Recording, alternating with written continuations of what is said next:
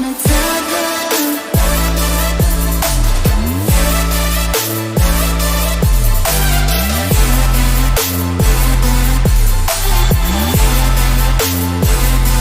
Cause you be on the tell them.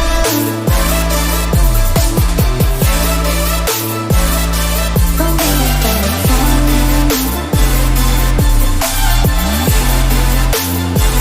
Cause you know we're gonna fly.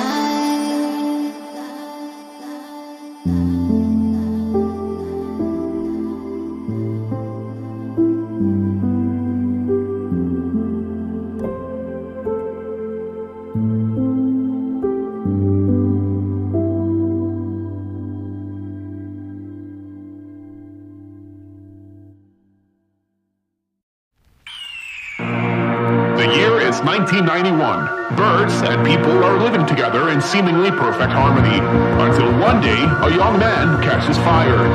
This is Phoenix.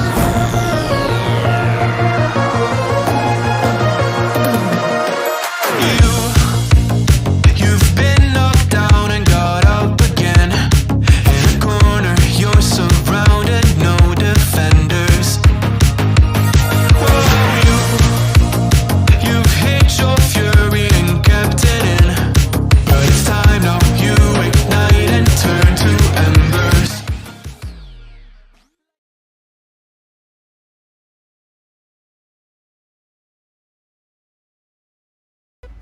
Here we are then, ladies and gentlemen, we're about to go racing here at Kota for the USA Grand Prix here at Purple Sector. It's lights out and away we go. Vista there gets a solid start there from pole. Tezza tucking in there in second place has got Justified looking to his outside here. Coming around the outside of turn one. Is he going to keep himself there? As Tezza's trying to hold himself on the inside. He holds on to second place there. Magpie 2 and they're getting ahead of Justify around the outside up into third place as well. We've got Oliver there moving ahead of Brinky up into 8th place. Although he's had a moment there as Oliver, he's had a bit of a twitch. He's down to the back of the pack there on the first lap. So Oliver having a nightmare there coming through turn 2. As Brinky's moved ahead of Arlenberg up into 13th, and he's actually got ahead of Nathan as well.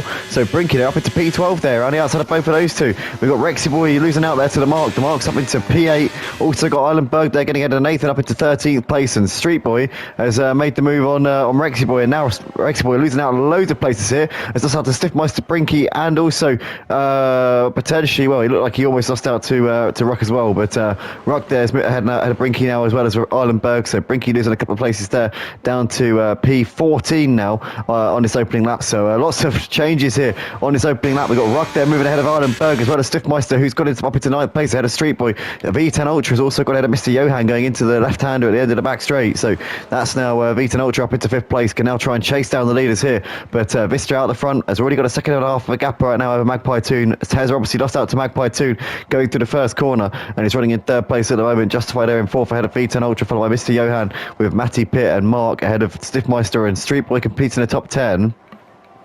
As we've got Rexy Boy there, who's dropped down to the back of the pack there in 17th place. And Nathan there swooping around the outside of Nino Blanco up into 15th place. So he's done brilliantly there as Nathan to get himself a place. But in the meantime, it's Vista leading ahead of Magpie Toon. A second and a half currently separating these two, with Tezza there ahead of Justify, V10 Ultra, Mr. Johan, and Matty Pitt there completing the top 7 at the moment. Stiffmeister there was looking to the inside of the Mark there into turn 1, but just a little bit too far away at the moment. We've got Nino Blanco and Rexy Boy in the pits here at the end of lap 1. We're watching leaders as they're coming through the S's here on lap 2 of the race. The first time they'll take the S's with their tyres up to temperature.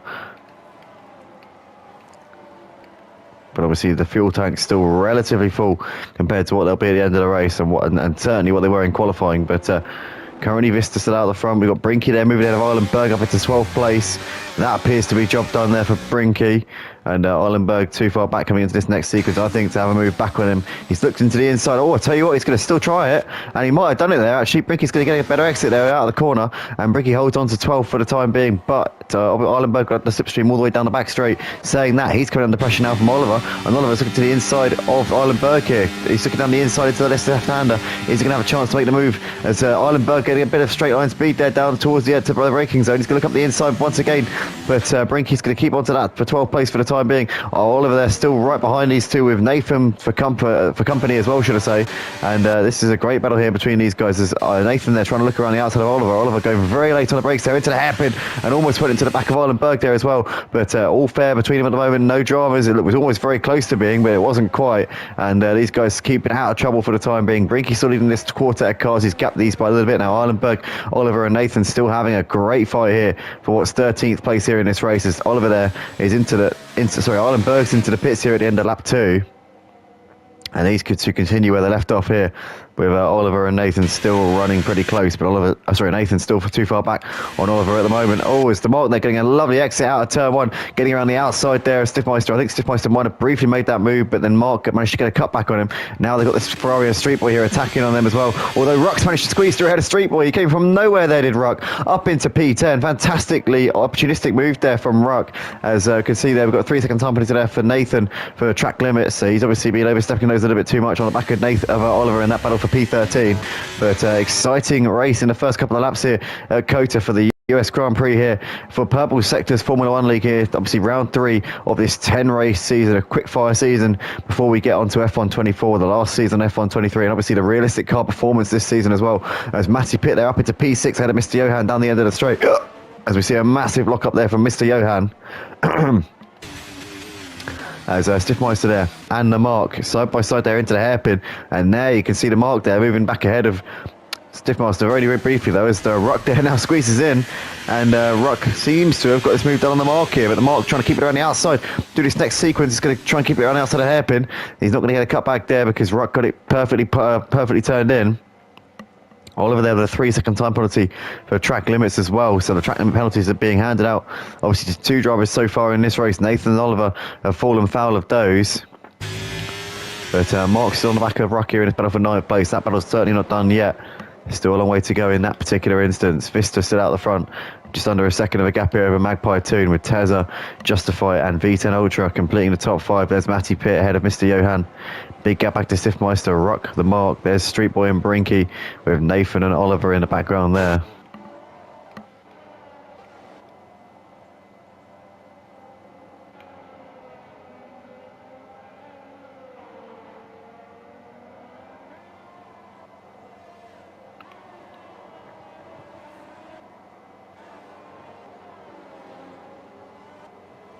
Eilenberg's back in the pits again for another pit stop, obviously for a front wing this time. So must have been it on his outlap there, and that has not gone to plan at all there for him. What tyres he put on? He's put on the hards. Sorry, the soft, should I say. I'm looking at Brexit Boy there. But interestingly, Tezza starting on the medium tyres, running in 3rd place right now, so he's going to be in a box seat here in terms of the strategy with this race, because he's going to be able to come in for some soft when obviously the pit window kicks in, which will probably be in a couple of laps, I would have thought. Or rather, well, maybe for him it'll be about the midway point. Or actually, no, probably have to go a bit beyond that, should I say. So it'd be probably about lap 12, lap 13, I think. We'll be seeing Tezza coming in. In the meantime, Nathan very close on Brinky at the moment. Also, Street Boy Hass in the back of the mark here for P10.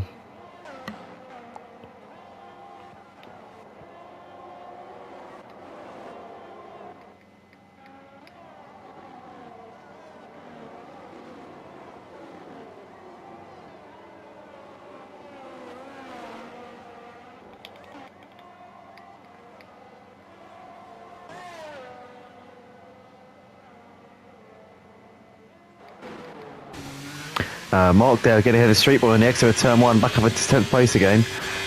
Street Boy there couldn't keep on to it. Looked like he might have got ahead of him briefly there, but Street Boy's on the attack here, coming through the S's. And Mark, they didn't look like he had too much confidence there going through the S's. Seemed a bit hesitant coming through that sequence, but he's putting now back up onto the rear of Ruck again. This is a 3-car battle here, in fact a 4-car battle, because Brinky's actually with them as well. Potentially Nathan could be climbing up on the back of this fight as well here, so this is pretty much 5 cars in the line here. Ruck ahead of DeMarc, as Tezza's got ahead of Magpie Toon up into 2nd place. I'm noticing that one on the timing screen. Let's jump to the lead for the battle for the lead here, because Vista has got Tezza and Magpie Toon very close on the back of him here. These 3 really close, and Justify also with them as well. Let's quickly jump back to the battle for 9th place, because here comes DeMarc. He's now got the DRS here on Ruck, looking to the inside towards the end of the back straight, and there goes DeMarc down the inside inside for P9, and Ruck loses out to Street Boy as well, although Street Boy's gone deep into the corner, and that's going to lose in places here to Brinky and possibly Nathan as well. Nathan can't get him, so Nathan's going to have to tuck him behind him for the time being, but Street Boy there went for a move and ended up losing 2 places in that one. Mark's still running in 9th place at this point ahead of Ruck. But a great battle here between these 5 drivers. Let's go back to the leaders, because currently Vista has only got Tezza within 0.2 of a second of him right now. And Tezza with DRS as well is going to look to the inside into turn 1. He's a little bit too far back just at the moment, but he's going to be biding his time here. He's not going to be too much of a rush. He's on the slower tyres, let's not forget, so he's got that strategic ace up his sleeve at the end of the race, or rather towards the end of the race, should he require it.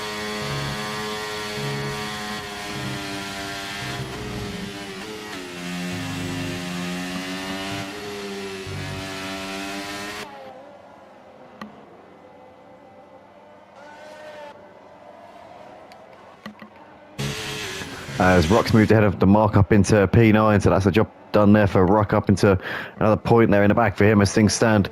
Nathan and Oliver there into the pits at the end of lap 5 as well. So they're the next drivers to bring it in.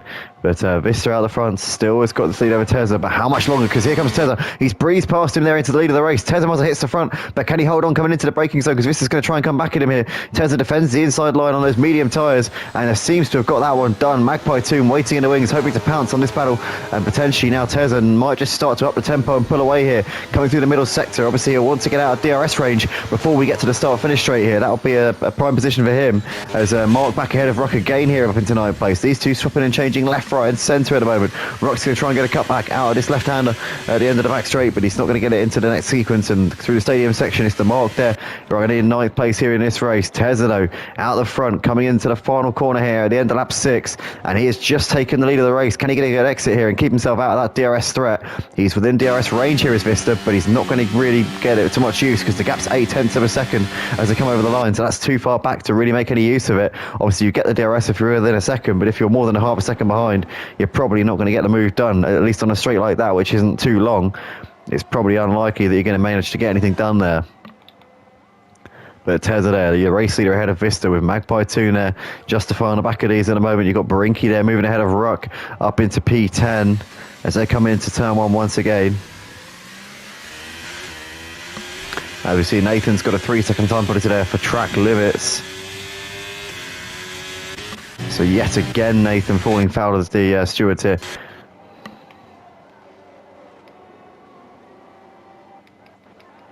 Street Boy's moved ahead of Rock up into P11 as well, although Rock's going for a cutback and he's managed to get that one, and he's come straight back at him there, Rock up into P11, so he's still having a great fight, and Rock there still running in P11 for the time being. Tezza, your race leader, he's got over a second now over Vista.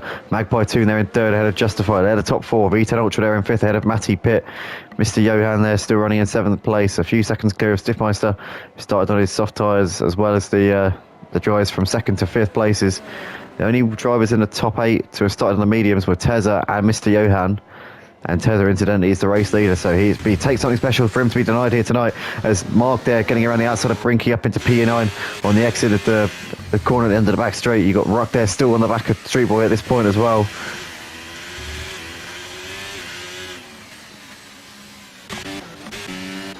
Magpie Toon here coming into the pits at the end of lap 7. So obviously he was trying to close on to the back of Vista, but he's now coming into the pit, so he's going for that undercut here on Vista potentially. He'll have fresher tyres for one more lap, but Vista will have the fresher tyres by only 1 lap as things stand at the end of the race. It's not going to make the world of difference, I wouldn't have thought.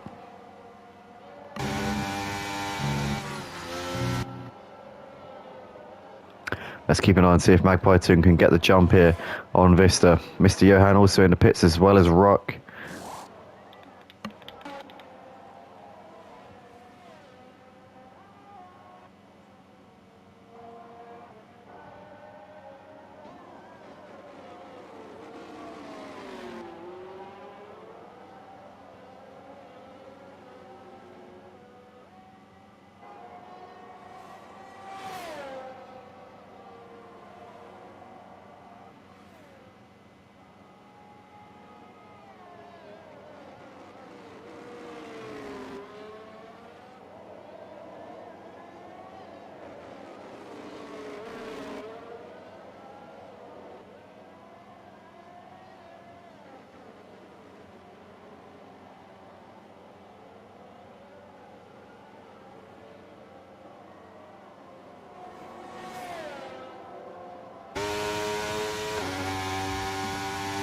Vista here. Let's go Justify well within a second of it at the moment. Does Vista come in to cover off the potential undercut here from Magpie 2? No. Vista staying out, so going along and hoping the fresher tyres will be of some benefit at the end. Magpie 2 could be doing bits here in P7. We're going to have to keep an eye on Magpie 2 here. This could be crucial here to how this develops as we see V10 Ultra into the pits at the end of lap 8. But Magpie 2, 19 seconds off for the race leader. His gap to second and third place is Vista and Justify is 16 seconds. So I reckon that's going to be within a pit stop here. Magpie 2 will come out ahead of Vista and Justify as things stand.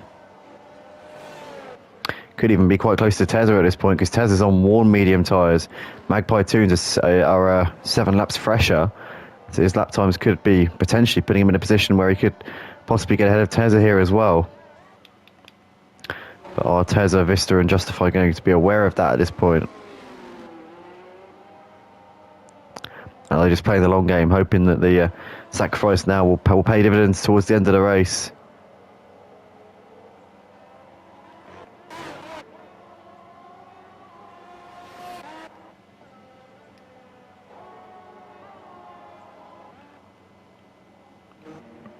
Oh, Rexy boy there.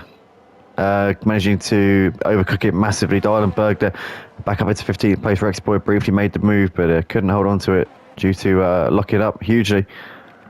As we see Mark there losing out to V10 and Street Boy. And V10 Ultra here. Let's go try to go around the outside here of Street Boy. V10 Ultra on the outside of Street Boy. Going down the inside of Street Boy towards the end of the back straight. And he's made that move there as V10 Ultra up into P6. Street Boys could have Mark coming back at him here in a second because Mark did briefly lose out to both of them. We can see there Vista and Justify, the two McLarens. Oh, no, actually, sorry, Vista's in a Red Bull. Div. But Vista there into the Red Bull pit box. There is Justify going in now as well. Now, I'm sure Magpie 2 is going to come out ahead of these two because he came in, well, it was 2 laps earlier. And he's done the bits here. Magpie 2 and coming out well ahead of these two. And I tell you what, these two were about 3 seconds behind the race leader Tezza when Magpie 2 came in, or rather when they came in. So I reckon Magpie 2 could be in a net lead here. He's 5 seconds clear of those two. So if he continues what he's doing right now, then Magpie 2 will come out a little bit ahead of the race leader Tezza. Obviously, he put those medium tyres on early, so that's put him in the position he's in. And Tezza will have much better pace in the second stint once he's on his soft tyres. But he can't put them on just yet because they're not going to make it to the end at the moment. So he's got to continue running around on these medium tyres, which are not giving him much joy at this point. And that's only going to allow Magpie 2 to close that gap even more. So it's been a really strong strategic drive here from Magpie 2 so far. Is it going to pay off? The guys behind him have got slightly fresher tyres on, but it's not going to make a massive difference. It will make a difference, but it's not really going to make a huge... not going to really make many odds here. V10 Ultra looking to the outside of Justify towards the end of the straight. He goes to go around the outside. Justify trying to keep himself there. V10 Ultra is going to keep him on the outside though, and he's done that really well as V10 Ultra into the next right-hander, and that's job done there up into 4th place. Justify couldn't fight that one any longer. Now V10 Ultra is going to look to try and pull up onto the back of Vista here for 3rd place. You can see Rock there's moved ahead of Brinky up into 13, or sorry, up into 12th place as well, should I say.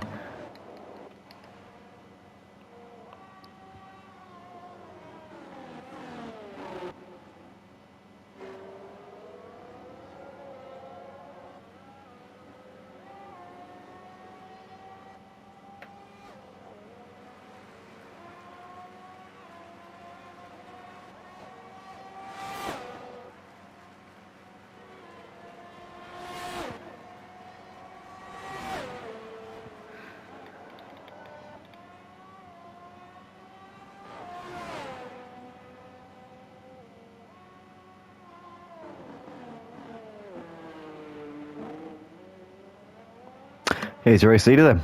Currently coming around down the back straight here. Just past the halfway point here in this race. And obviously he's still yet to pit. He needs to come in.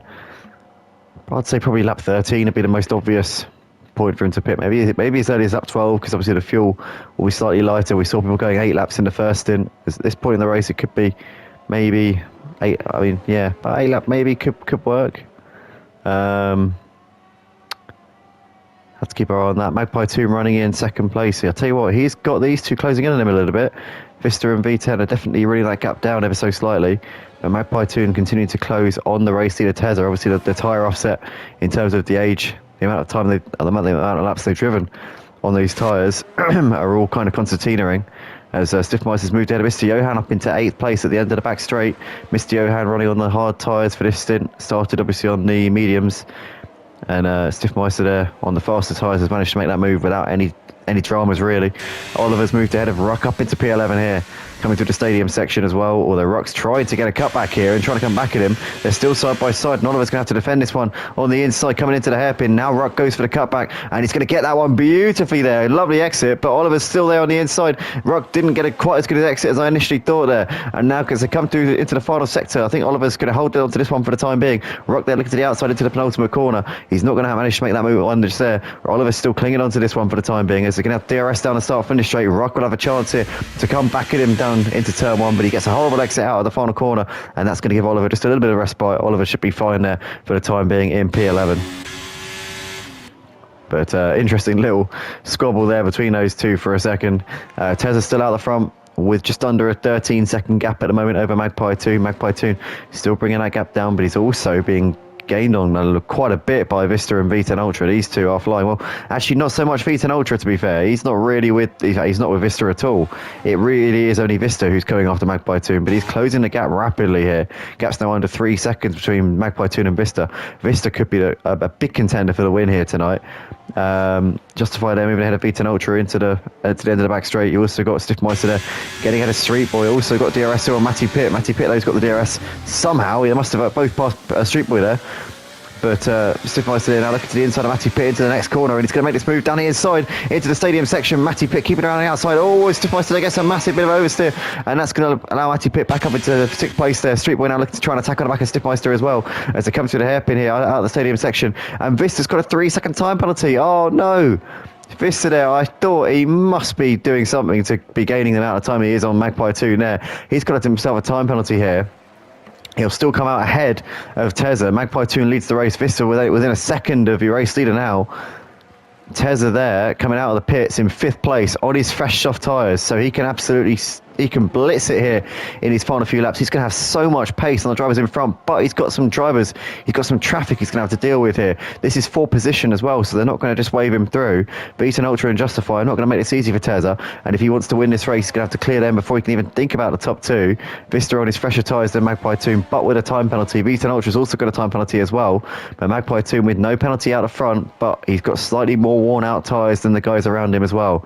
Not by much, it's not really much of a difference, but nonetheless, a difference. As Eilenberg there into the pits at the end of lap 12. But Magpie 2 with Vista within a second of him at the moment, coming down the back straight.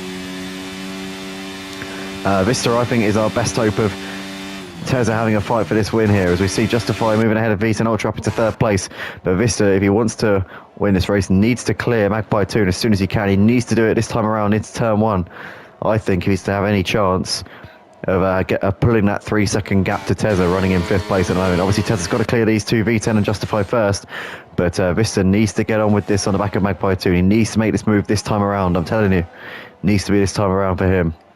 Tezza's already picked off V10 Ultra up into 4th place. He is making light work of the traffic here as we see the top 2 coming to the final corner here to complete lap 13 of the race. And look how close Vista is. He's going to have to DRS here this time around. He's going to be too far back though, I think. He's just a little bit too far away here, is Vista. You see they're getting there just a little bit too late into turn 1. Oh, is he looking down the inside? No, too far back, just about. Tezza's looking to go around the outside here of Justify, and Justify's given the space there. Tezza putting off a lovely move around the outside there. Absolutely superb stuff up into 3rd place, and he's already within 4 seconds of the lead. He's already within 3.5 seconds of the man who he needs to finish within 3 seconds off to get the win. So I think that Tezza Mazza is not going to be denied here tonight, as Magpie 2 still leading the race. But it's gapped to Tezza 4 seconds. Maybe Magpie 2 could be the only one to deny Tezza here tonight. Street Boy has moved ahead of the mark up into 13th. No, he hasn't, because the mark's got to cut back there. But Street Boy round the outside into turn 2. Got the inside for turn 2. Up into 13th place he goes there. Nicely done there from Street Boy. Vista for the lead, coming on the inside there of Magpie 2, and that's going to be job done there well before the corner, up into the lead of the race. But with his penalty, that could be a real costly mistake there for him, getting that time penalty, because his gap to Tezza is currently 3.5 seconds. But I suppose his only hope now is that Tezza's tyres go off. That's going to be his only hope in this race. Tesla's going to have to do 8 laps on those soft tyres.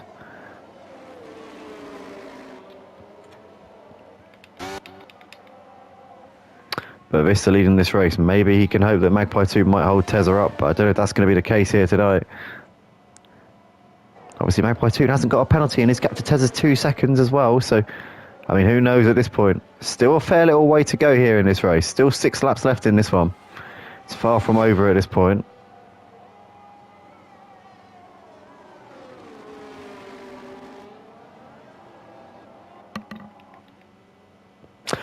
Mark's could have had a street boy in the meantime up to 13th place, so that's dropping on there for him.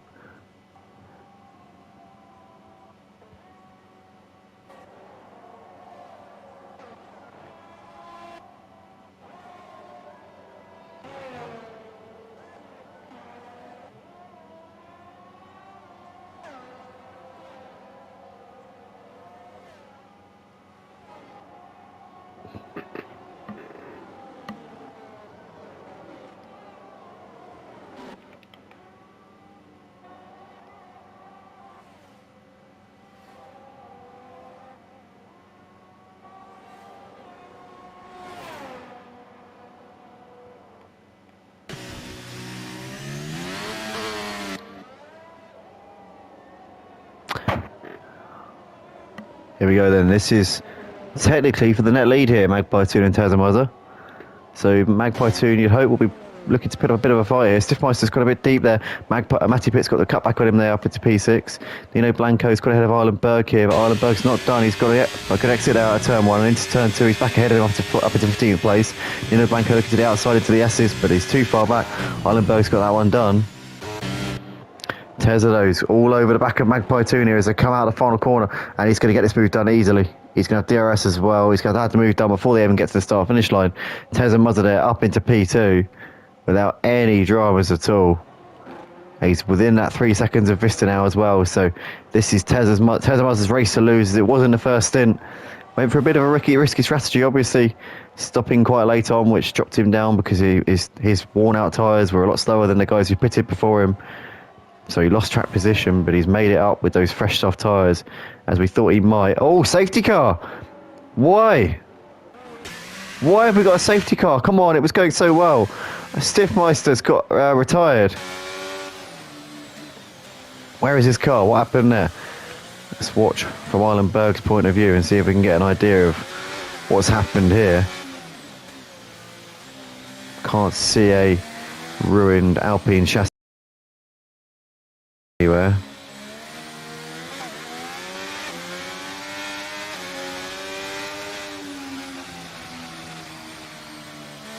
Has he retired to the pits? I mean, that'll be pretty bad form if he's done that, I tell you.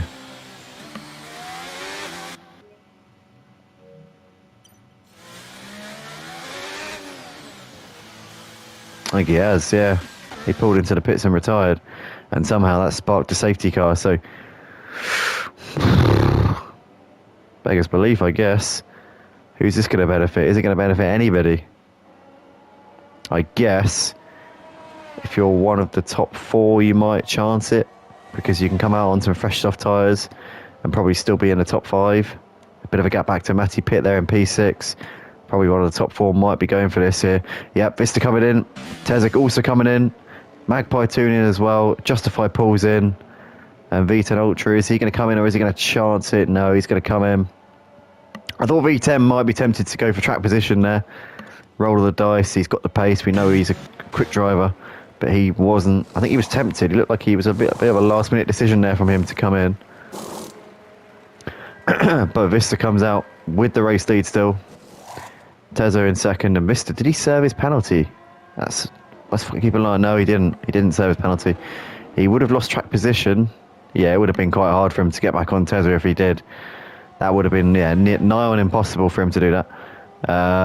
Oliver's got now a 3-second time penalty for cutting the track under safety car. Not quite sure what he was trying to gain from that.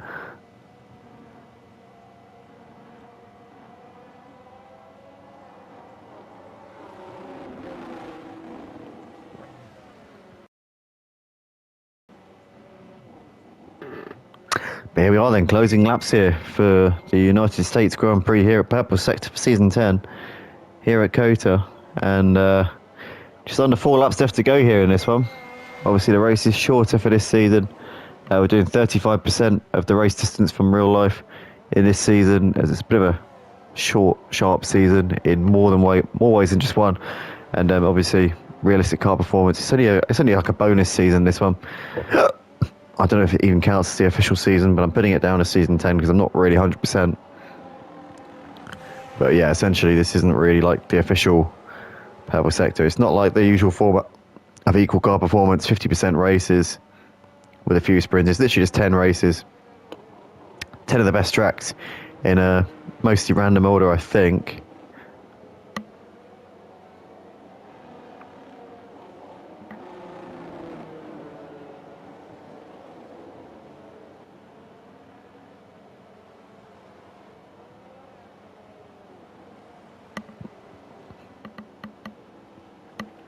See then, I think we're going to go for another lap here because, yeah, we certainly are, because Berg there is only in the first sector.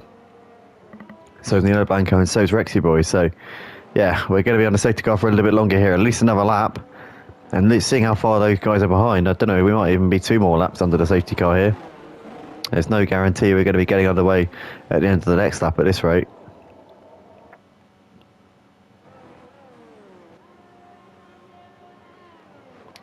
Yeah, those guys are a little bit more than halfway round as the leaders are coming around to start the lap. So, yeah, unless they go twice the pace of the safety car, I think we are going to have a lap after this one as well, which means we could only have a 1 lap dash to the flag. Hopefully it's 2. Hopefully we get going at the end of this lap, but I'm wondering now whether that is going to be possible.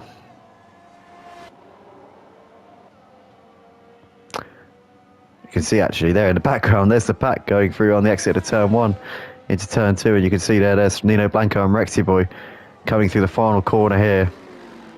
I reckon we should be able to go at the end of lap 18. Fingers crossed we stay on schedule here and we can have 2 racing laps here at the end of this race.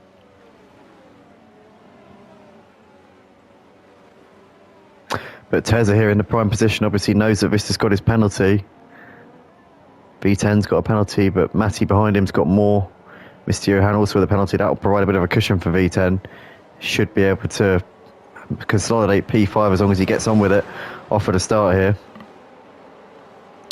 Nathan with 6 seconds. Oliver with 15 seconds of penalties. That is just insane.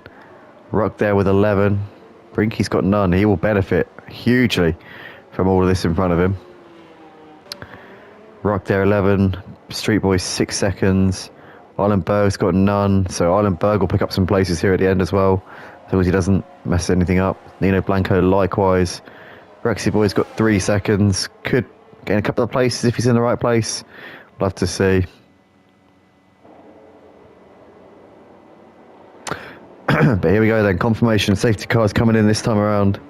So it's going to be Vista to get us back underway here, but obviously he's got his 3-second penalty, which means that Tenza Mazza is in the box seat here. He's the one who's most likely going to win this race at this point.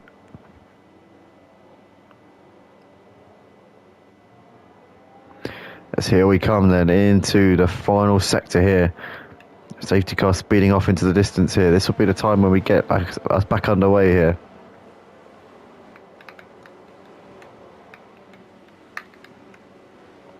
Here we come then. Vista, Tezza, Magpie Toon, Justify, Avita Ultra, your top 5 drivers here. Matty Pitt there, P6, Mr. Johan, the Mark, Nathan and Oliver. Brinky, Ruck, Street Boy, Berg, Nino Blanco, Rexy Boy at the back.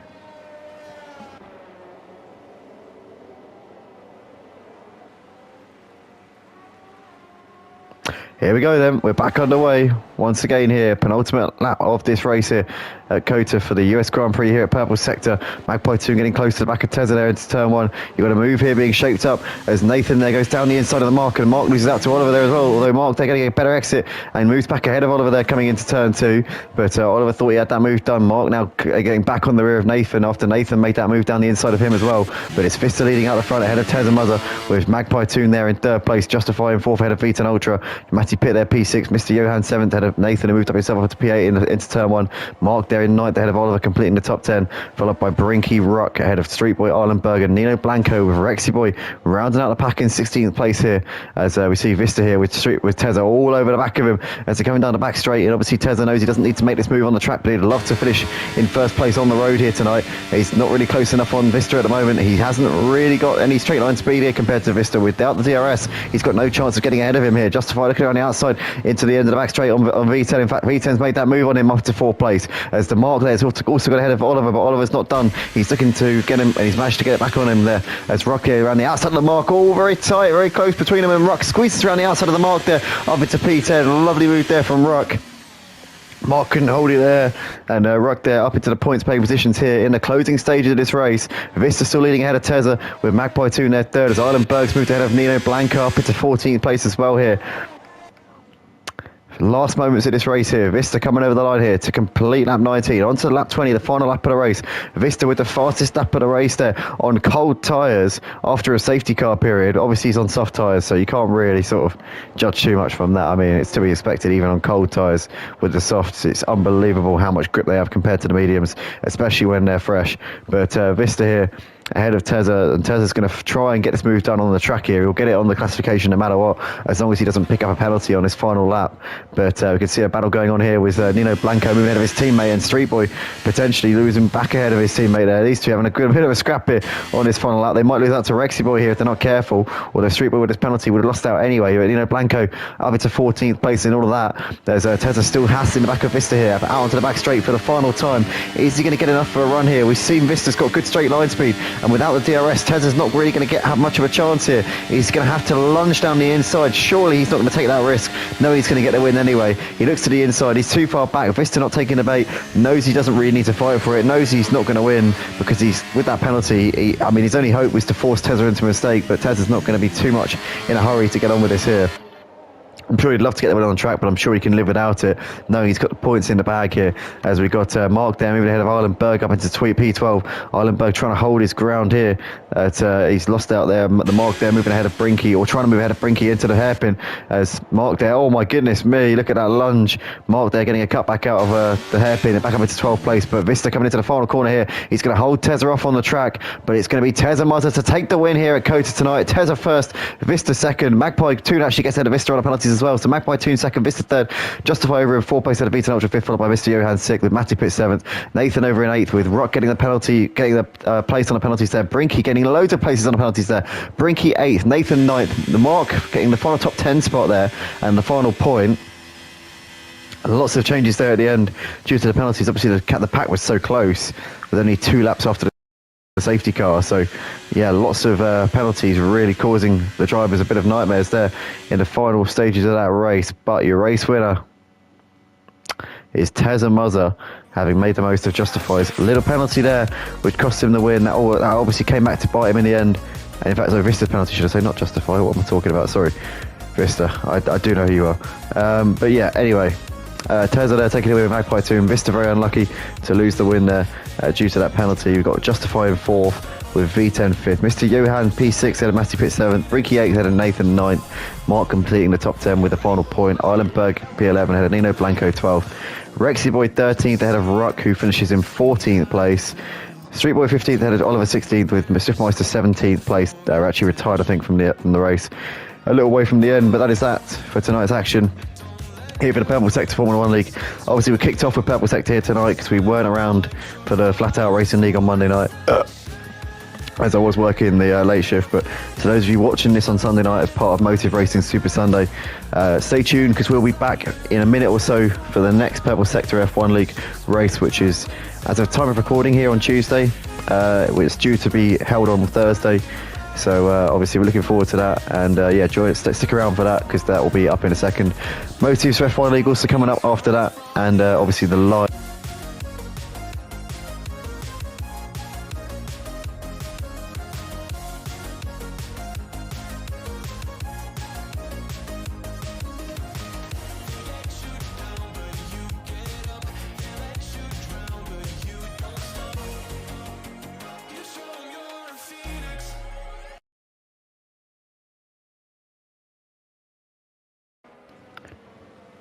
Here we are then, coming towards the end of lap one here at Bahrain for the purple sector Formula 1 League. It's Street Boy leading the way ahead of Nathan in second place with Tez and Mazda there in third. We've got Vista currently running P4 ahead of Brinky, followed by Truckee with Stiffmeister Oliver. V10 Ultra there has got, is trying to attack on the back of Oliver as they're coming out the final corner here. Can he get a good run? Coming down the start finish straight. Street Boy in the fast up of the race from the lead, obviously, as you'd expect. But V10 Ultra, no DRS this time around here on the back of Oliver as we see Magpie tune into the pits at the end of the first lap. So that's not gone well for him, whatever the case. V10 Ultra's too far back on Oliver. Oliver's got good straight line speed, but he goes deep into turn one, but gets it turned nonetheless as we see Matty Pitt there moving ahead of the mark up into P11 as they come through turn two. And through three we go. Matty Pitt's got that move done, and the mark would probably have got that move back done on with if the DRS is open, but he hasn't because there is no DRS at this stage in the race. As V10's got around the outside of Oliver there. Mr. Johan there getting down the middle, although the mark there managing to get back ahead of Mr. Johan there. Matty Pitt completing the move on both of them. Although Mark trying to come back at him around the outside, can't do that, and tucks him behind him. As now Mr. Johan coming back at the mark there, down the inside into this next corner. And Mr. Johan back up into 12th place, but the mark's not done yet. But has he got a decent run here through this next sequence of corners? No, he hasn't. Mr. Johan's got that move done on him up into P12 there. So these two chopping and changing right now. The two Haas drivers, as we saw a big look up there from Mr. Johan going into the corner. Rexy Boy just behind. He's running in P14. Magpie tune after that first lap pit stop down in P15 and struggling so far in this one. But it's Street Boy out in front ahead of Nathan with Tez and Mazda there in third place. Followed by Vista. You've got Brinky, Truckee. There's Stiffmeister ahead of V10 Ultra. Oliver and Nino Blanco completing the top 10 in these early stages here. There's Matty Pitt, Mr. Johan, the mark, Rexy Boy and Magpie tune running at the back of the pack here. But Street Boy already has broken the 1 second barrier here to Nathan, so he's driving very, very nicely indeed at the moment. It's Street Boy, clearly a bit of a fan of this circuit as we've got Tezza now to the outside of Nathan down towards turn one. He breezes past him there without the DRS as he's going to try and complete that move around the outside there. Tezza has got the inside for the turn two, gets that move done there on Nathan up into P2, but Nathan's not done. He's going to look to try and get the slipstream here up towards this next sequence of corners here. He's got the DRS as well to help him out. He's going to try and go around the outside here. Tezza's going to park it on the inside and it's going to try and run him out of road here. But I tell you what, Nathan's pulled off an absolute blinder of a move there. Has managed to hold his ground around the outside, swoops around Tezza Mazda up into second place. And these two having an exciting battle right now. Nathan was never going up in that one, and it's still continuing on here between these two. But Nathan's still holding on to second place in that one. He's showing Tezza that he's certainly not going to be waving him through anytime soon. Vista, though, is going to be closing on these two whilst they battle, and it's going to be causing a bit of a chain reaction here. We're going to see a lot of cars constantly up if these two continue to slow each other down and battle each other here. We've got Brinky, Truckee, Stiffmeister. A couple of seconds off of that train. You've got V10 Ultra all over the back of Stiffmeister as well here. Will be looking to move himself up into seventh as quickly as he possibly can here. Oliver isn't far away from these two. Nino Blanco as well is right there with them. So this could be interesting here. V10 Ultra will be wanting to clear Stiffmeister as quickly as possible. In the meantime, Tezza is right on the back of Nathan still as they're coming down this little straight towards the final corner. Now he'll want to stay behind here because you don't want to make a move before the final corner because then you won't have DRS on the guy ahead. So you want to wait for that DRS zone and then you want to use that to its full effect. As here we go, we're going to watch Tezza Mazda breeze past the Alfa Romeo without any real major issues here. There we go. Looks to the inside with DRS wide open. Down the inside he goes. And Vista is trying to make a move as well as he's looking to the inside now of Nathan, but he can't do it. Has to back out of it. Brinky in the background there, just had a Truckee still. V18 Ultra's managed to make the move on Stiffmeister there up into P7 as well. And Mark there has got ahead of Mr. Johan up into P12. So the DRS showing how strong it is around this Bahrain international circuit here. It really is quite overpowered around this circuit. We've got Street Boy still leading by 2 seconds ahead of Tezza Mazda, who's got Nathan still all over the back of him at the moment. Mr. Johan there moving back ahead of the mark up into P12 as these two chopping and changing constantly here as they come through turn 4.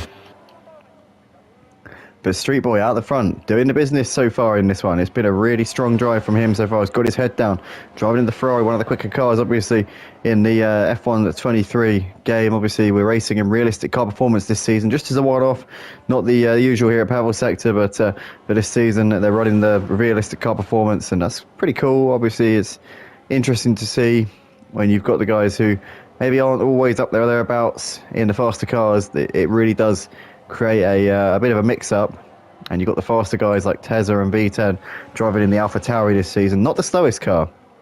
I like what they've done because they obviously want the best drivers fighting for the top positions, but they don't want it to be too easy for them. So I like what Pavel Sector have done here.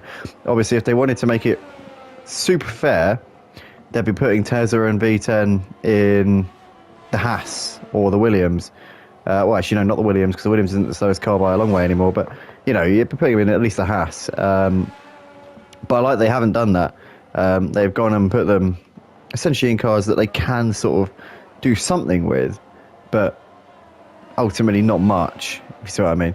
As we see Nathan here now looking to the outside of Vista, but Vista's managed to make the move on Nathan there up into third place, coming through turns 1 and 2.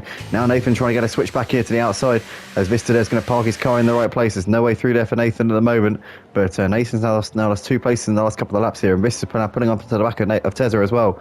Might be fancying second place here pretty soon, as Street Boy continues to stretch his legs out the front.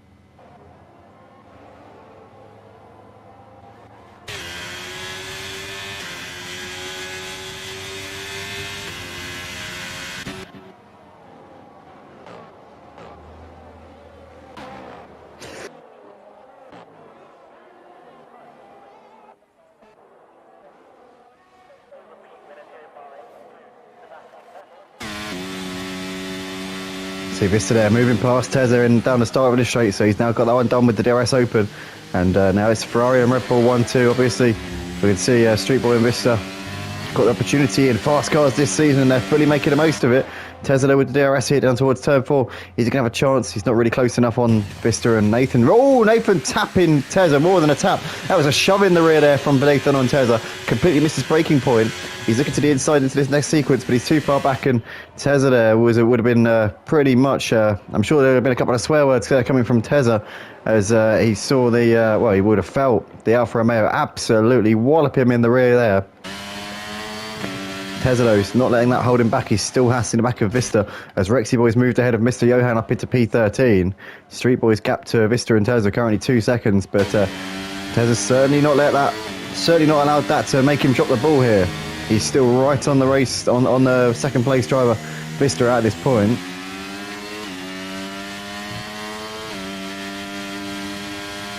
Riding on board with our Alpha Tauri driver here, the reigning champion here at Purple Sector for the Formula 1 League.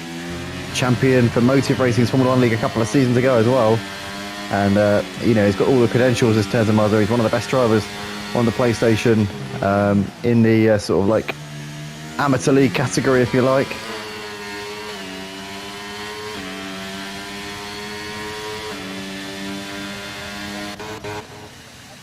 See Nathan into the pits here at the end of lap 6, so he's obviously trying to get the undercut here on his rivals. Tezza's too far back on Vista going into turn 1. Oh, we got a move being shaped here. Missed up Matty Pitt down the inside of Nino, but Nino trying to keep it around the outside here. Goes very late on the brakes. Does he get it stopped in time? Oh, as he gets a massive slide there, and Matty Pitt completes the move over to P9. But Nino Blanco there tried to keep it around the outside, almost lost it, and that could have very easily been tears there. But Nino just about managed to control it. Nathan now out and away, having made his pit stop.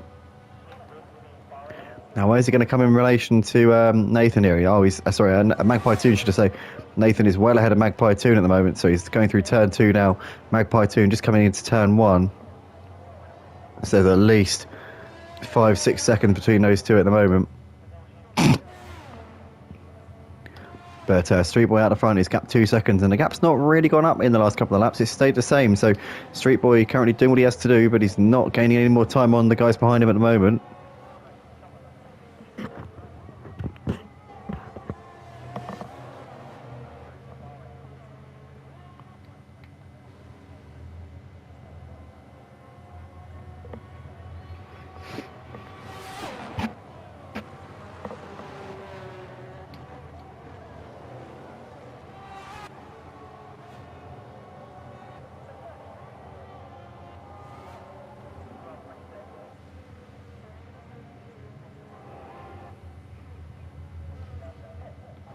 We see Stiffmeister into the pits here in the lap 7 as well.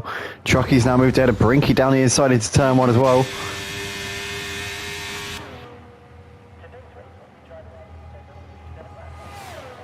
You can see Rexy Boy here trying to defend off the mark and Justy Johan at this point. As these three all in a bit of a train here, battling over P8.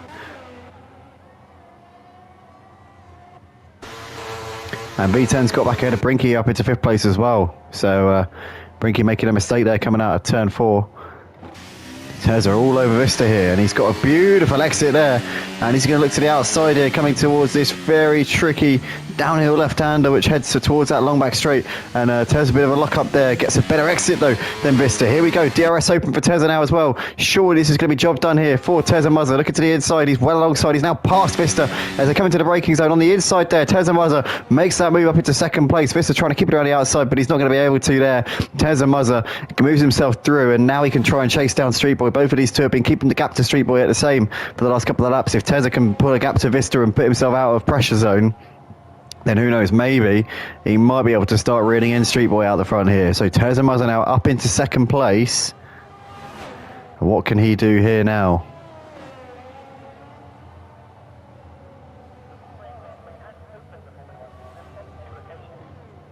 And Tezza is into the pits here at the end of lap 8.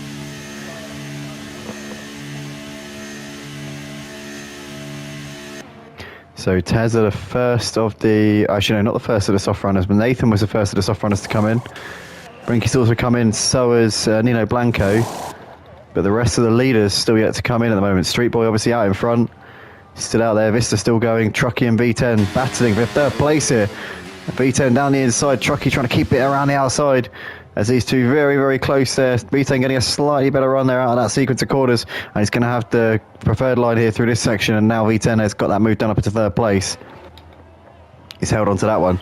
As where's Tezza come out? He's come out actually well ahead of Nathan. So Nathan wasn't too far away from the leaders when he came in. Tezza's 7 seconds clear of Nathan. So Tezza's definitely well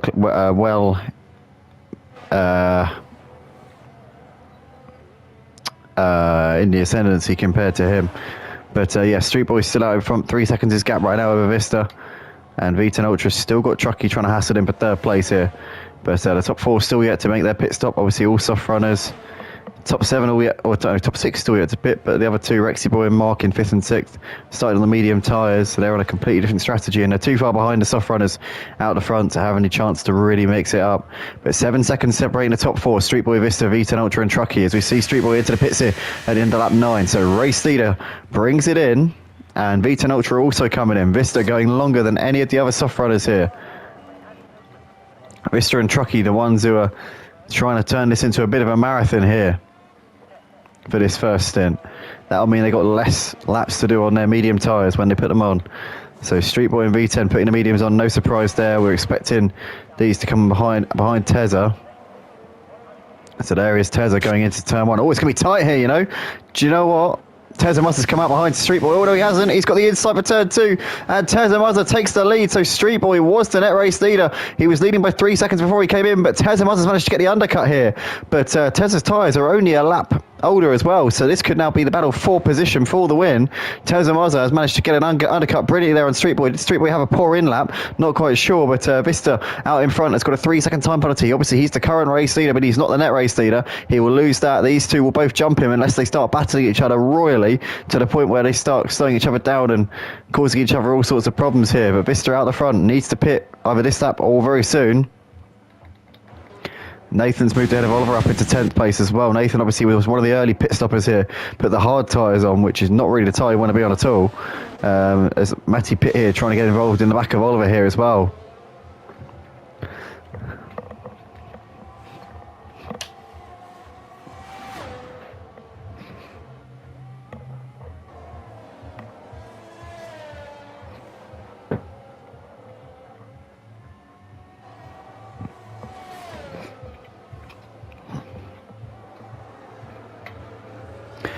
So I was just looking for my remote control for my curtains. Trucky and Vista in the pits here at the end of lap 10, 11, 10, 11, 10, 11. Yeah, ended up 10. Rexy Boy, into turn 1 is your current race leader, having still yet to pit. So Vista comes out behind the likes of Tezza, Street Boy, and Sifmeister. Trucky behind V10 Ultra. So Vista ahead of Stiffmeister there in 4th place. Rexy Boy still out the front ahead of Tezza, with Street Boy there in 3rd place. As Vista there with a time penalty, obviously, for track limits. So it looks like everybody now on the mediums.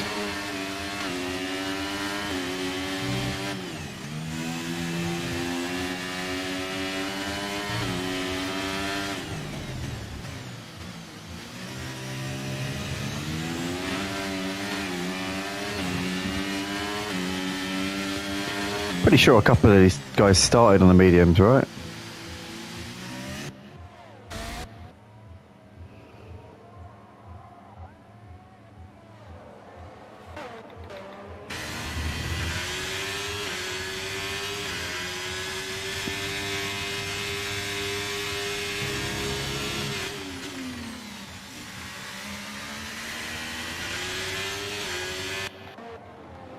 V10 Ultra here, putting the pressure on Stiffmeister for 5th place.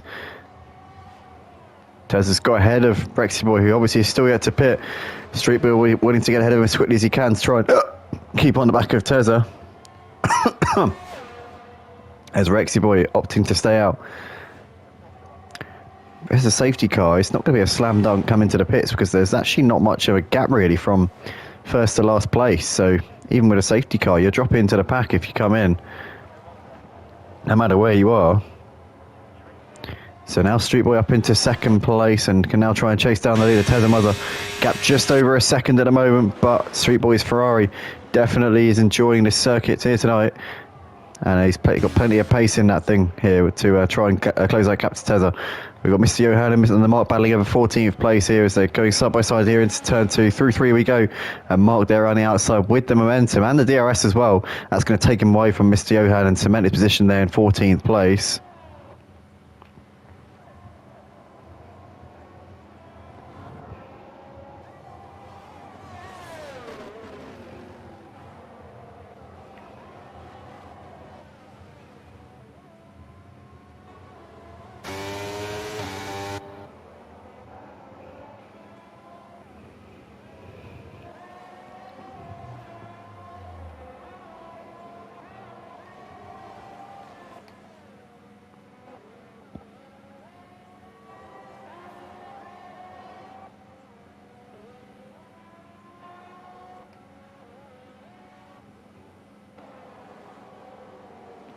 So here we go then. Tezza coming over the line to complete lap 12 of the race. He's got 8 laps left to go. And obviously on his slightly older rubber compared to Street Boy, he's still pulling away from him at this point. Street Boy doesn't seem to be able to close that gap as Vista there moving ahead of Rexy Boy up into 3rd place. Trucky there getting ahead of Stiffmeister as well down the start finish straight up into 6th place. But Street Boy doesn't seem to be able to live with the pace of Tezza at the moment. He's dropping off of him quite a bit, but he's closing in at points. There are parts of the track where he seems to be quicker, but on the whole, Tezza is extending that gap at the moment, as we can see Mr. Johan moving ahead of the mark up into 13th place into turn 1. Bit of a lock up there from Mr. Johan, but nothing doing. He's clean and calmly through there at this point. Oh no, Street Boy's lost it. Street Boy there getting it horribly wrong, and he's got to start to Rexy Boy and Vista there as well.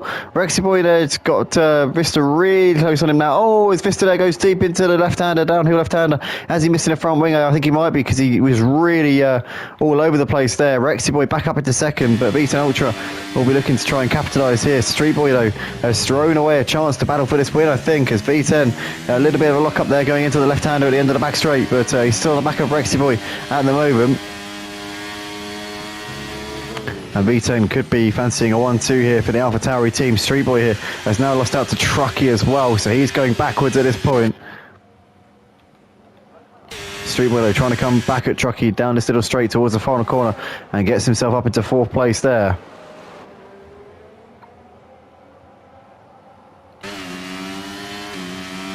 As we see Vista coming into the pits to get that damage fixed, and also Street Boy in as well. So those two have had a collision, and clearly they've got some damage on their cars. So we got V10 now up into second place ahead of Rexy Boy down the start finish straight. He's made that move with the DRS. So now it's an AlphaTauri 1-2 Breteza and V10. Last season's championship contenders got to be in the hunt for this season's title as well.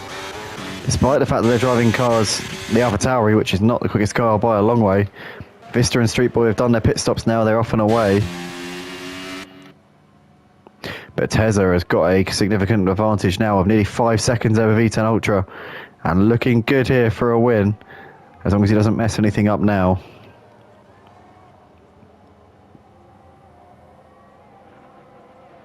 Nathan really hassling the back of Matty Pit here for P6. Is he going to have a chance here? Matty getting a good exit through that corner.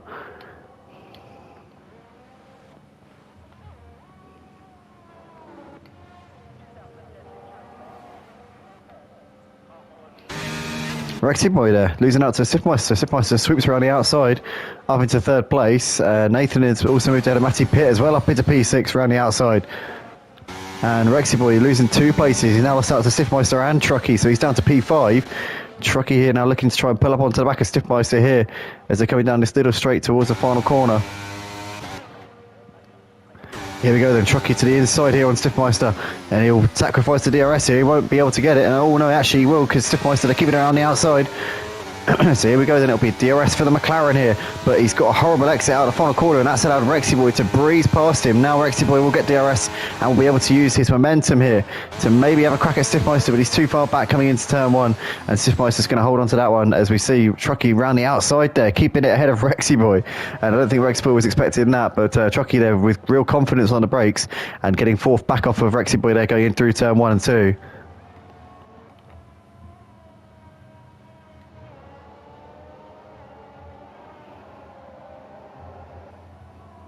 So here is that battle for third place. Stiffmeister, Truckee and Rexy Boy still going at it. Bit of a gap back to Nathan there, running in 6th place. He's got Nino Blanco still hassling him. Matty Pitt with these as well. Brinky right there with them. Matty Pitt's got a time penalty there for track limit warnings again.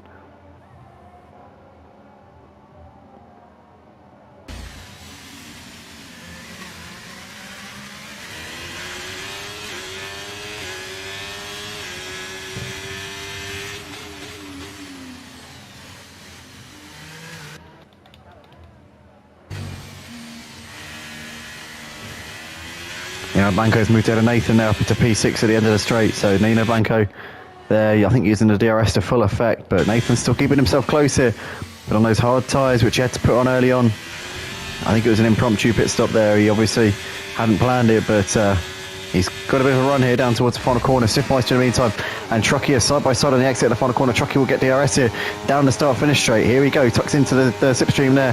He's now going to look to try and get that closing speed. No, Stiffmeister's got the DRS. And Truckee didn't get the DRS because he was ahead at the detection point.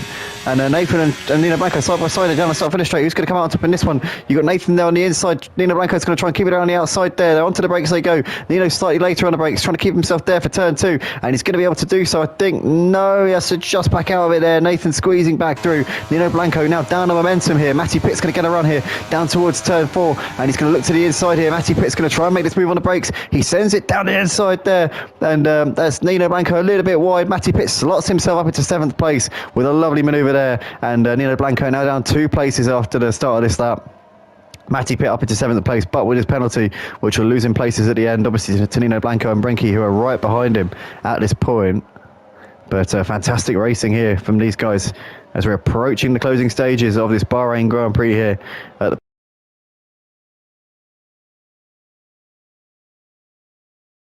the One League here for round 4 of season 10. Round 4 of this 10 race season here for the Realistic Car Performance League.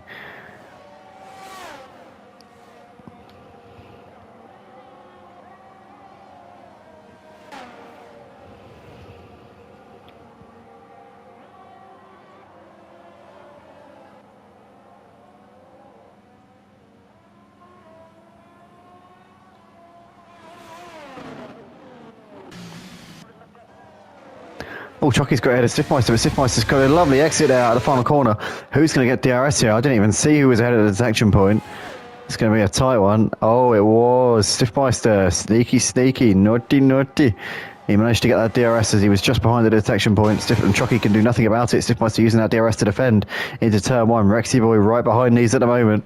As Nino Blanco there moving back ahead. Matty Pitt up into 7th place into turn one. And Matty giving him a bit of a tap there. Bit of a shove. Matty will get DRS down towards turn 4, but he's a little bit too far away. Plus Nino's got DRS on Nathan anyway. So he's going to be too far away for that to have any avail here.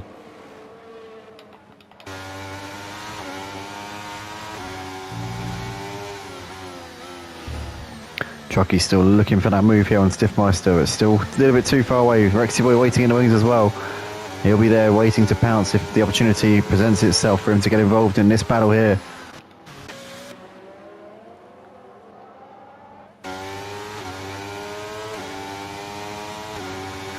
Chucky again with DRS here, but too far away.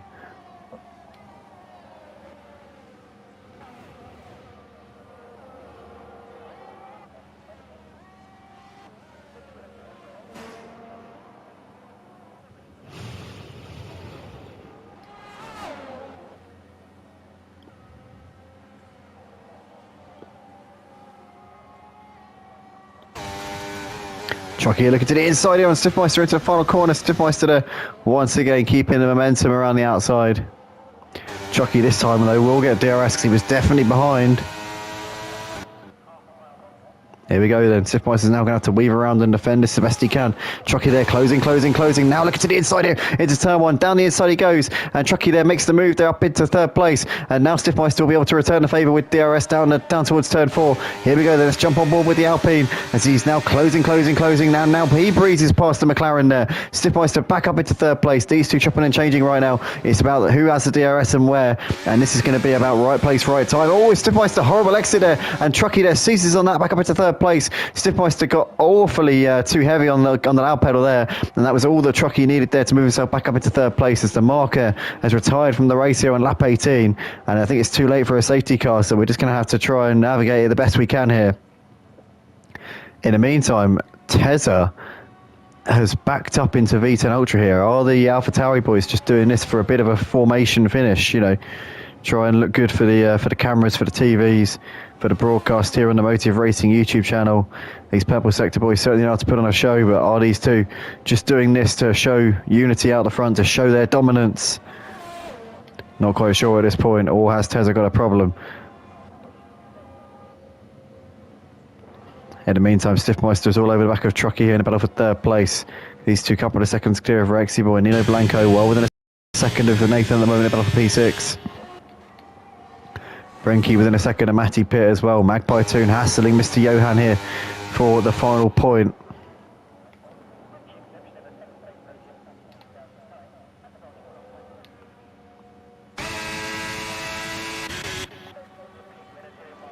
See Rexy Boy into the pits here as they start the penultimate lap of the race. Nino Blanco here down the inside of Nathan. It's turn 1. Nathan goes late on the brakes, keeps it just about around the outside. Oh, Nino Blanco cuts the inside of turn 1, and rightly so gets a penalty for that one.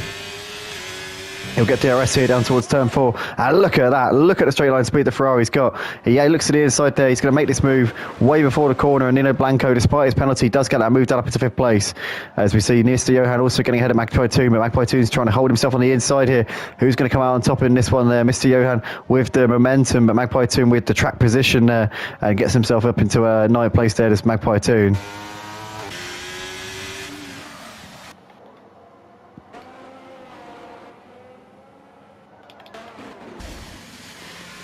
Nathan here, very close on Nino Blanco. Can he get the exit here out onto the little back straight? I don't think he's going to be able to here. A lap and a half left to go here at Bahrain for this one. Nathan's still putting this pressure on Nino Blanco, trying to force him into a mistake if he possibly can. Gap at the front, just over a second between Tezza and V10. So Tezza now keeping that gap to his teammate. Looks like he's going to bring this one home. Still surprised at how V10 closed that gap in the last few laps though. I wonder if Tezza made a mistake. If so, is V10 smelling blood here on this final lap of the race?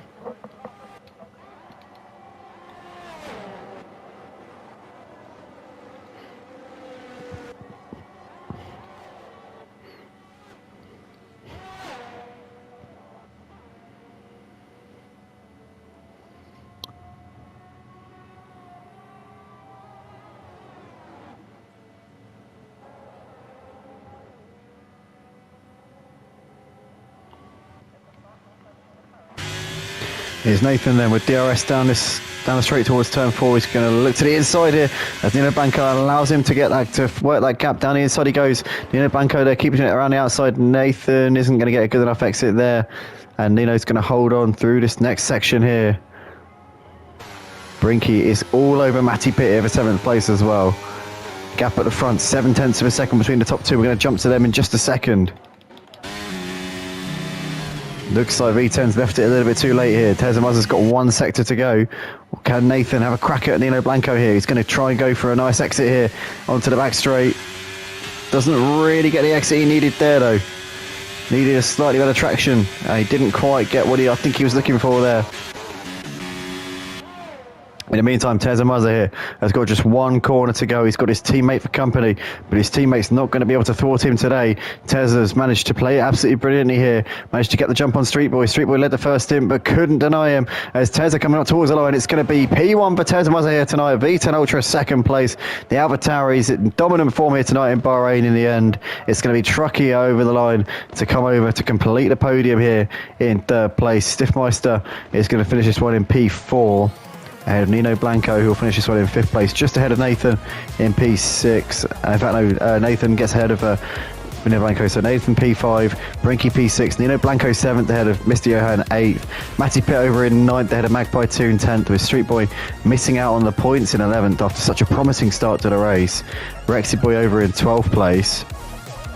And just coming into the final corner now will be Vista, who's going to finish this one in P13 or P12, I'm not quite sure. Stiffmeister there DNFing it showing there, but Vista up towards the line, P13, P12 and Oliver P13 as he comes over the line. And that is that then, ladies and gentlemen, for tonight's action. So that is your Teza Mazza, your race winner here for Purple Sector's Formula 1 League here on Thursday night. Obviously you guys watching this on Sunday, I hope you're enjoying the show so far. Obviously we had Purple Sector's Tuesday race on before this, and here you've had the Thursday race as well. Rounds 3 and 4 of the season for the Realistic Car Performance League, shaping up to be an exciting one here with the AlphaTauri's looking so strong. And make sure that you stick around because we'll have Friday's action from Motive Racing's Formula 1 League showing in about a minute or so.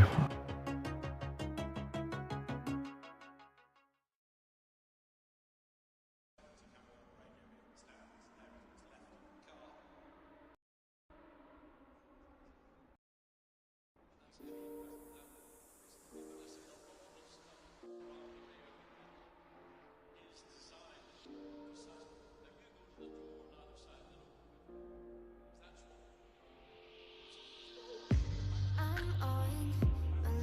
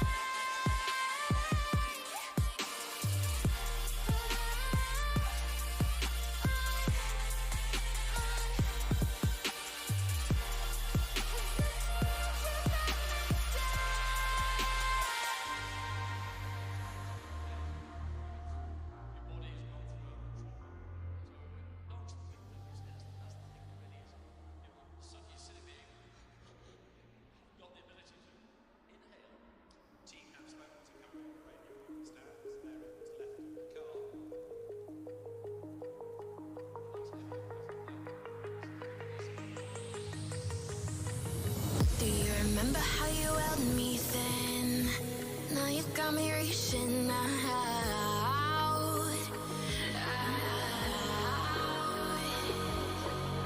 And do you see you got me falling in more times than I can get out.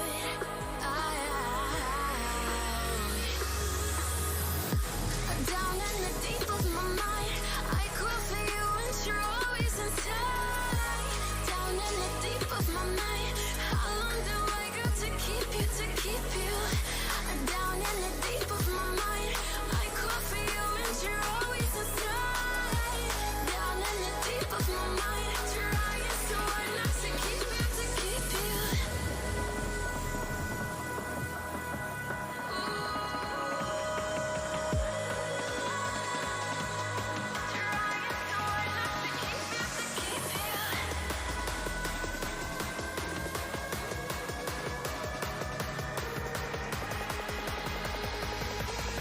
How long do I got to keep you, to keep you?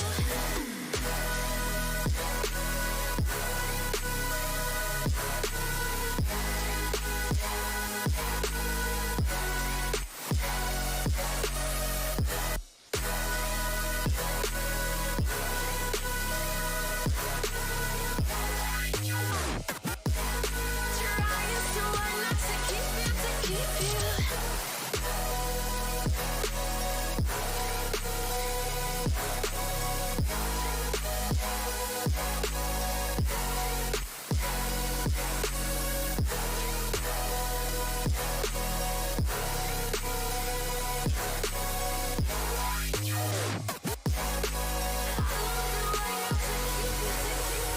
Do you remember how you held me then?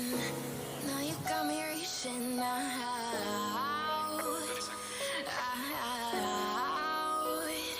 Yeah. And do you see you got me falling in more times than I can get out.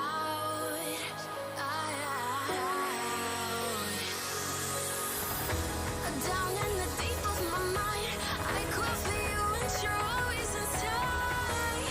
Down in the deep of my mind, how long do I got to keep you, to keep you? Down in the deep of my mind, I crawl for you and you're always inside. Down in the deep of my mind, trying so hard not to keep you, to keep you.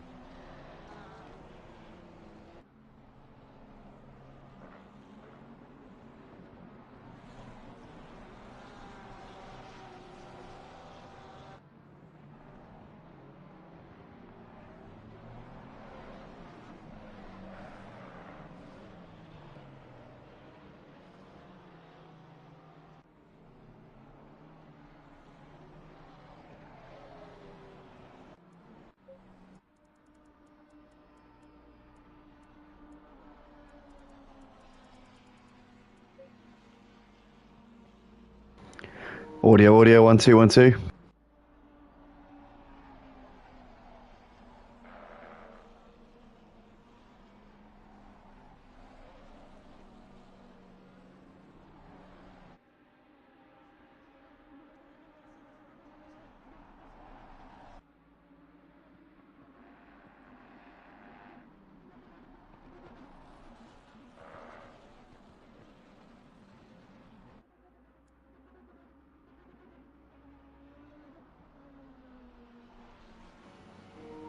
Welcome back, ladies and gentlemen. We are here tonight for round 3 of the GT3 Championship here on the Super Sports Journey on the PlayStation 5. It was originally meant to be a PS5 Xbox cross-play championship, but it's turned out that we've got nobody from the Xbox racing here. We have one subscriber in the opening week of the season, but since then it's been all PlayStation, as it's been ever since Motive started. It's always been that way.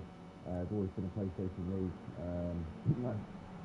That is the DNA of Motive. But here we are nonetheless, coming into the final part of the lap here at Spa, getting ready to go for round 3 of the season. And it's Jared Van Meulen starting this one on pole position, having taken a win last week at Barcelona. His first appearance of the season ended up being a victory. We've got Duran starting in second place. He obviously picked up second due to penalty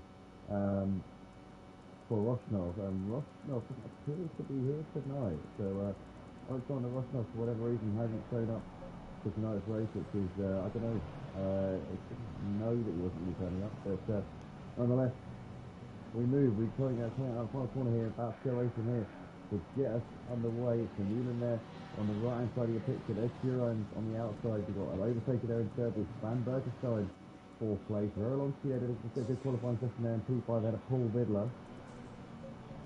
And obviously the start-finish line, or the start line, is in a different place from where the finish line is. So essentially the finish line is where we've gone past, but the start line is around the corner. We go around the shore, and then the first corner is all Rouge. So that's where the race really gets underway here. But here we are then, up towards the line. We've got Cowden in 7th, Ed Bolden. We obviously won the first race of the season, but then had a bit of a scrappy round 2 last week at Barcelona. Fiermingo there in 9th place, not a bad session for him to qualify. Ian Gray there completing the top 10. Here we are then, up towards the line.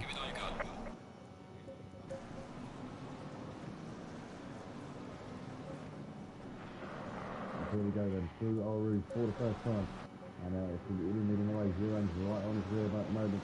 Overtaker there looking to try and make a move on Huron's as well. Overtaker to the outside, coming down the Kennel straight here for the first time. He's got a lovely run, but Huron's has got the slipstream here from Van Meulen. Van Meulen's trying to protect his friend from the advantage of overtaker around the outside. Goes overtaker, can he complete the move? As no Huron's manages to see him off there. We've got Van Berkestein there ahead of Paul Vidler, who seems to have lost a few places here. Actually, Paul Vidler's a touch of Robert Verolonsky there. So Verolonsky down the inside on turn 5, and he's losing up at the P6, no, turn 9 for the first. But yeah, Verolonsky there up at the P5, but it's Van Meulen from Huron, overtaker Van Berkestein, and Verolonsky at top 5. Vidler there in P6, ahead of Cowden, followed by Fiermingo, Bolden, and Rayleigh Fernie there into the top 10 ahead of Ian Gray for the time being. So Rayleigh Fernie to top that place there in the early stages of the race. Ian Gray there ahead of Gary Burton, followed by Matthew Duffin in 13th. You've got Vista there ahead of Patriarca, followed by Racky there in 16th place. Karen Blair down in P17 ahead of Mary Louise. Gaelic there in 19th ahead of John Giddo. You've got Don Cowles there ahead of Baker, followed by Skidder Paul with Glenn and Rento Cone there at the back of the pack, having not even started yet. So he's in trouble already in the early stages of this race. With Van Meulen from Huron, overtaking Van Berkestein, and Vidler is top 5 here in the early stages here at Spa, like I said. As we can see there, Vidler there to put a little bit away there going through Savalo. Ever so slightly wrong there as he goes to the corner. He's still on the back of Verolonsky at the moment, but Van Meulen has got the gap at almost a second between him and Huron, but actually Huron is keeping him very much on the same page at the moment. Hopefully we'll be able to overtake and keeping these guys honest here out the front as well. And Verolonsky and Vidler there going out wide. Vidler and so he's really stuck a little bit of a sexy move there. As we see Cowden there moving through around the outside of both of them there. So Jamal Cowden capitalising on Vidler and Verolonsky, getting a bit of a tangle. And it's up at the P5 there with Jamal Cowden. But yeah, not what these two would have wanted at all. Cowden still, so Verolonsky still ahead of Vidler. So Vidler has 2 places in all of that. And Fiermingo now pulling up onto the back of these as well here. So we might fancy a move here for P7 quite shortly at P6. We see Patriarca into the pits at the end of the first lap, so I assume damage repairs. Although you can make your mandatory pit stop at any point, so it could be he's coming in for a scheduled stop. Not quite sure at the moment. But either way, he's into the pits here at this stage. But Van Meulen out the front has got just over a second of a gap here right now over Huron. And he's looking quite comfortable at the moment with Jared Van Meulen. He's just settling into the race. We've got overtaker here now looking for the outside of Huron coming into Lacombe. And he's going to get on the outside. Oh, he's gone deep there. He's gone really deep as overtaker. And he's going to potentially lose more places here. Van Berkestein is going to come up on the scene in a second. Oh, and he's lost it there. Overtaker's round coming on the exit of turn 9. And he's going to have to pretty much let the whole pack through here. He's in a very, very dodgy spot for rejoining the track, and he's way down the pack here. So Overtaker, we're going to see in a moment where he's shot down to, but he's lost a load of places here. In the meantime, Matthew Duffin's pressuring in, Gray here for P10. But where is Overtaker dropped down to in all of this? We'll find out when we get to the first sector checkpoint. It's a long first sector here at Spa, so we won't know for a little while yet. But Overtaker was really putting the pressure there on the back of Heroes, but couldn't make it stick. And he's now way down in the mid-pack here, at least the mid-pack, potentially lower down than that. We're going to see obviously in a second once the timing board updates itself. But the Mutant in the meantime still out the front ahead of Heroes in second. There's Overtaker. We're watching him currently a few corners behind the leaders as he's going into campus right now. And now they've actually completed that sector there. So where is Overtaker come out and all of that? We've got Van Berkestein now running in third place ahead of Jamal Clouden, who's just picked off everybody else who's been making mistakes in front of him in the early stages of this race. Overtaker's down in 14th, is it? Yeah, 15th place Overtaker's in at the moment, so he is absolutely catapulted, well not catapulted, he's plummeted down the leaderboard here. Muir leads by just under 3 seconds ahead of Heroes. We've got Van Berkestein coming in against 2 seconds now from Jamal Clouden, coming into the front of the box exchanges, but a little bit too far back is Clouden, so really putting him under too much pressure at the moment. Matthew Duffin here, all over the back of him, Gray coming into the box chicane as well. As Vista there, it's got Racky closing up off the back of him. Lots of cars in a short space here. Simon Blair gained a few places in the opening top of the lap. He's up into 13th place here in this race. Still a long way to go in this one. Jamal Cowden though, knocking on the door of a podium place here with Van Berkestein. He's really left to get himself onto the rostrum here in the third round of the season. He's had quite a promising opening to 3 races here in his motor career for the GT3 here on ACC. So he's definitely shown he's got quite a bit of potential here. And I think he raced at Simplay as well, because I believe I don't know what makes you think that. I know there's something that makes you think that, and I can't remember what it is. It could be his Singrid score. Maybe he doesn't race at Simplay, I don't actually know. I'm not 100%, but anyway, the Mueller's still out the front. It's got the gas up nearly 4 seconds ahead of Heroes at this particular moment in time, and you can see that Cowden is still really close on the back of Van Berkestein at the moment, and Vidler also trying to keep Royal Onsky here. Well within his sights at the moment. This is also very close to Ian Gray here. Looking to the inside, coming down towards Buckles. A little bit too far away just there. He was having a look, wasn't he? He was trying to put him under sufficient pressure, but just couldn't quite make it happen. Gary Leach is also on the back of Thiago Gonçalves here for 17th place, also running within 3/10 of a second. John Gide also waiting in the wings behind these as well. As you see, Andrew Bolden and Gary Burton both in the pits at the end of lap 2, so that's now 2 more drivers coming in. Obviously we saw on the first lap we saw Patriarca coming in. Remco did eventually get going, but he is well behind everybody else at this point. He is nowhere to be seen, and a lot of work to do here. I'll be surprised if he gets himself off at the bottom spot here by the time we get to the end. Cheltenham's still in the back of Van Berkestein at this moment in time. Royal Onsky there is trying to gap Vidler a little bit, but I tell you what, Vidler's coming under increasing pressure now from Mario Fiamingo as they're coming through this final sector here. Fiamingo looking to the outside here, coming through Blanchimont, and if he can look to try and set himself up for a move here, coming down towards the bus stop, we can see there Vidler defending to the inside line. Fiamingo's going to try to go around the outside here as he goes late on the brakes. He's going to try and keep himself there, but Vidler there covers that off, and Fiamingo can't complete that move for the time being. Fiamingo just had a little look, trying to make sure he set up a potential move in the future, but couldn't quite make it happen just there. As Van Berkestein just seems a little bit more comfortable ahead of Clouden at the moment. Obviously the gap's still pretty slim, but just seems like he's got a little bit more of a cushion here than he's got a few moments to go. Royal Onsky is now in no man's land here. He's not really close enough to the battle between Van Berkestein and Clouden, but he has Jack Vidler and Fiamingo by a fair bit in the last couple of laps. As Vista's still running shadow with Racky there for P10. Racky also coming out of the pressure here from Simon Blair, who's now in 12th place. Overtaker's picked up 2 drivers as well. He's put down to 15th place initially after his mistake. He's now up into 13th place. Oh, that's Blair. They're getting it horribly wrong going to Royal Rouge, and up through Rally on we go. And Overtaker's going to squeeze on that up into P12 without any dramas. And Blair there with a small mistake. He got away with it. It could have been a lot worse than what it was. But Overtaker there can now try and set his sights here on Racky and potentially Vista, who's occupying that final top 10 spot at the moment. The Newman in the meantime is absolutely flying out the front. He's captured over 5 seconds here for Heroes. Berkestein still got Jamal Cowden on the back of him right now in this fight for the final podium place. He's just over a second ahead of Royal Onsky at this point.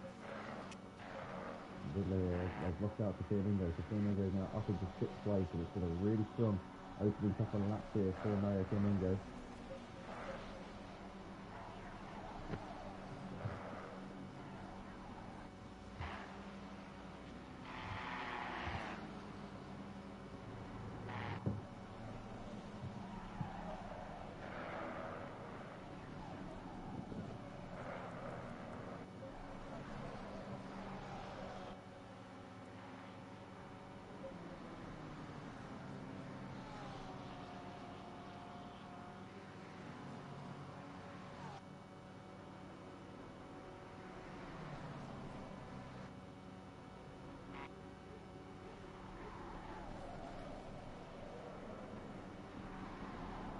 Having a little look to the inside, but again, it's a little bit too far away there in the back of it. Then both try out this moment in time.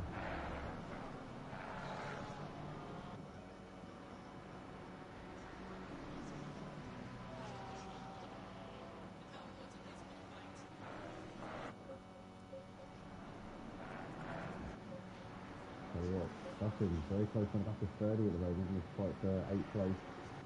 Under 3 tenths in the second count, he's separating them as well. 72 left fourth. And Brady got a little bit wide. That might allow Dustin to have a little look. Again, just using the 16 here, coming down towards Olruz. So we'll look to try and get that good exit out of Olruz and Radion, and then maybe get Fernie into Lacoon down the end of the Kennel straight. There we go then.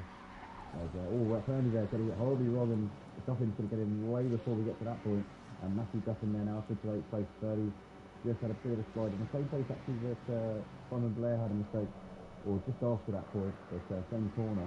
And Matthew Duffin now looking on the back of Paul Vidler as well, so Duffin here certainly not hanging about. Our reigning champion in GT3 here at Motors. I think that's the best seasonal reappearance last week at Bahrain, and this the opening round at Monza, because he was at Donington Park. But yeah, obviously last week, and by the way, that's the real life Donington, not the one in the game. But yeah, obviously last week wasn't really Matthew Dustin that we came to expect last season, but this week he certainly seems to have a bit more fire in his belly. Hopefully he can get himself up in the mix here, because he had a really consistent season last season, and actually ultimately got him the championship. Was scoring points at every round, got the odd top 5 podium, I think a couple of podiums. Didn't take any wins, but he was just always up there near the front. And if you make every race and your attendance is good and you're consistent and you're bagging points, then you can really go a long way. So ultimately that worked out in his favour last season.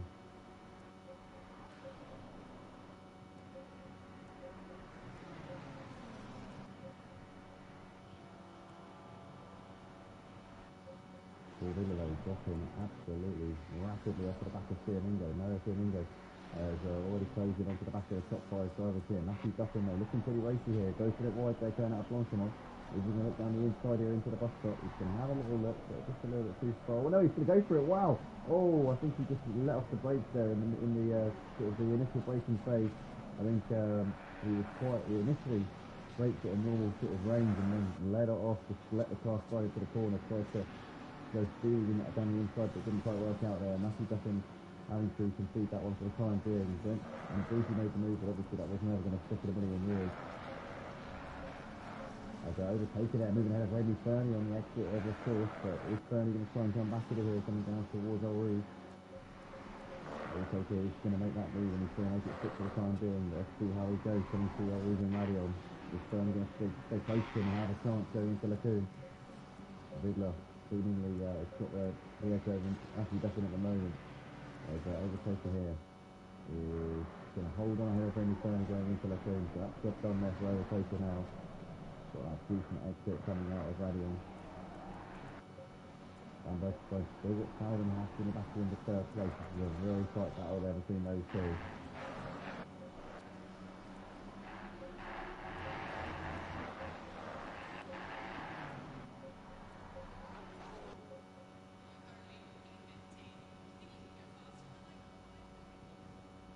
And Gray in the pit here at the end of lap 5, so he might be damaged there, so it could be a planned pit. I don't know what the situation is there, but he isn't the first to come in. He is the 4th driver coming to the pits in the early stages of this race.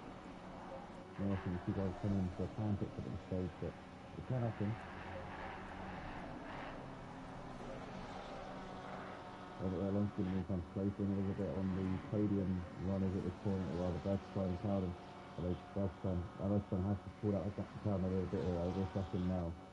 As Dustin has got ahead of Vidler up into 7th place now.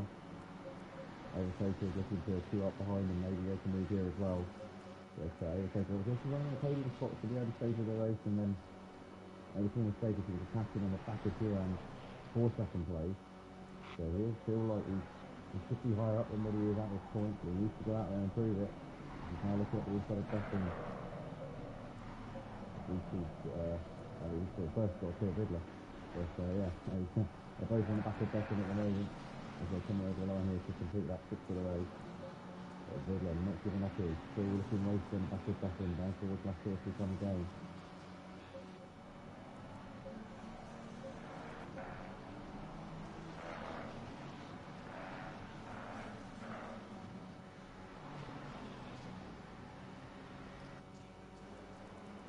John Gidday coming into the pits here at the end of lap 6. Anybody else going to come in? Doesn't appear like it for the time being. But it's still just the 4 that we already knew about: Patriarchal, Gray, Bolden and Bertie, who have been in, and now Gidday joins them. And he picks up that mandatory stop, which they've all got to do at some point.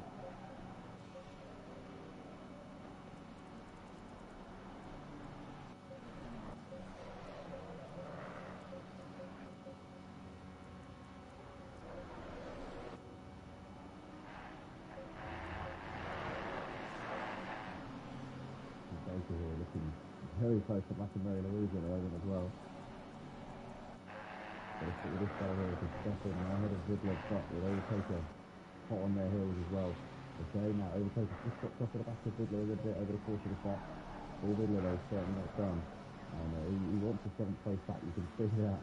Just by the way, he's all over the rearview mirrors of Matthew Duffer and having little looks everywhere, just trying to force him into a mistake as he possibly can. But it doesn't appear that he's able to at this particular stage in the race. John Gidday now has done that mandatory pit stop, is off for the way, well behind Patriarchal. I think come out just ahead of being Gray though. So currently 2:21 here for Gidday as he returns back out into the track once again.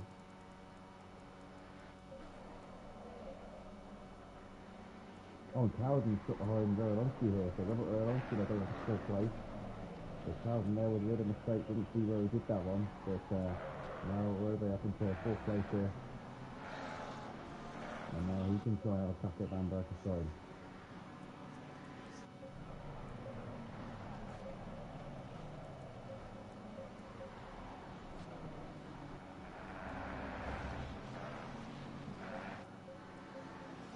Dustin Vidler and Overtaker still going out with the 7th and 9th places. Vidler again just stacking out the 16 there, having a look. Trying to distract Dustin a little bit, but Vidler Dustin having none of it. Vidler trying it, but not managing to force him into any mistakes here at this point.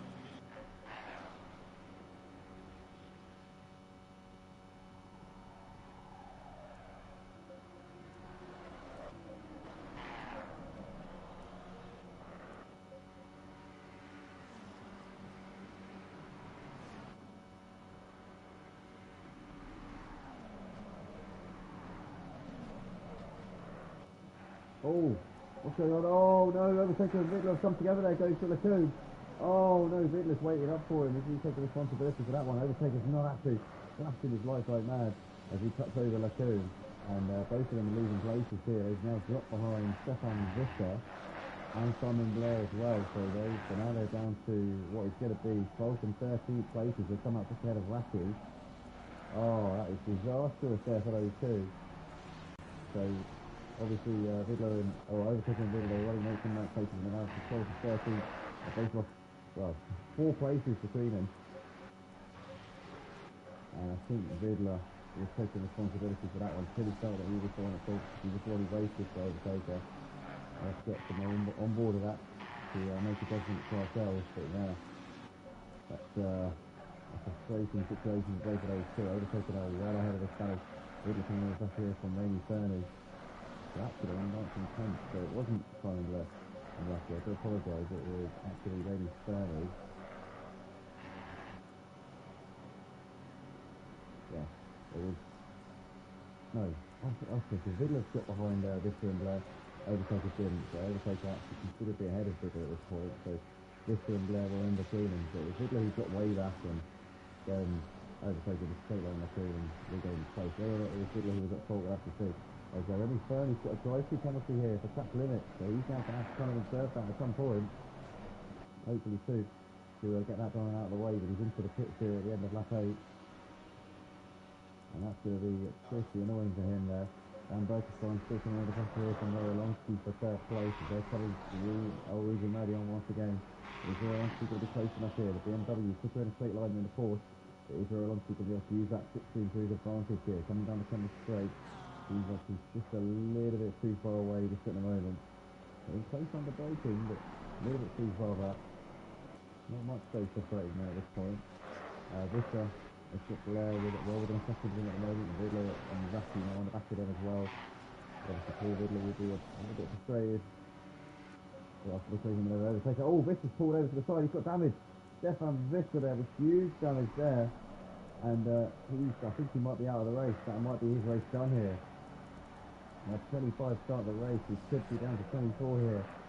I'm not quite sure, we're going to have to keep our eyes on that. Fernie obviously in the pit to do his drive through. Don Cowles and Studio Paul both came in to do their mandatory pit stops on this lap. So that's now three more drivers including Visser essentially. I think he might be parking it now. Fernie obviously isn't doing his make his pit stop, he's doing the drive through. Patriarchal Gray, Gidday, Bolden, Burton all have done their stops already. Kane obviously didn't start the race with everybody else. I started the lap after everybody else.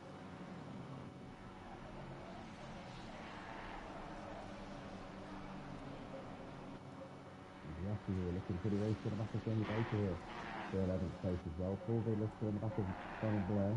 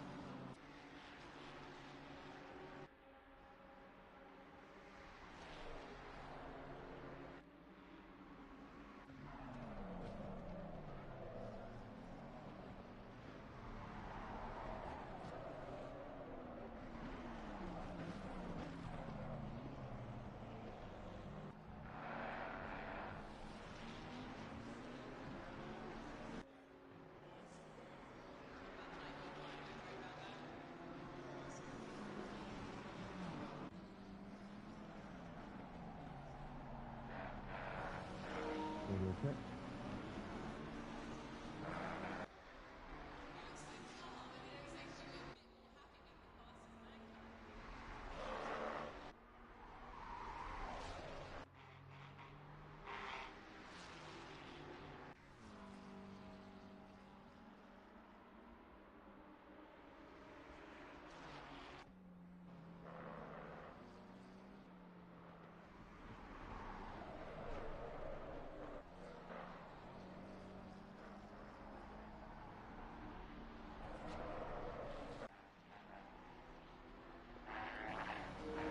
Audio check.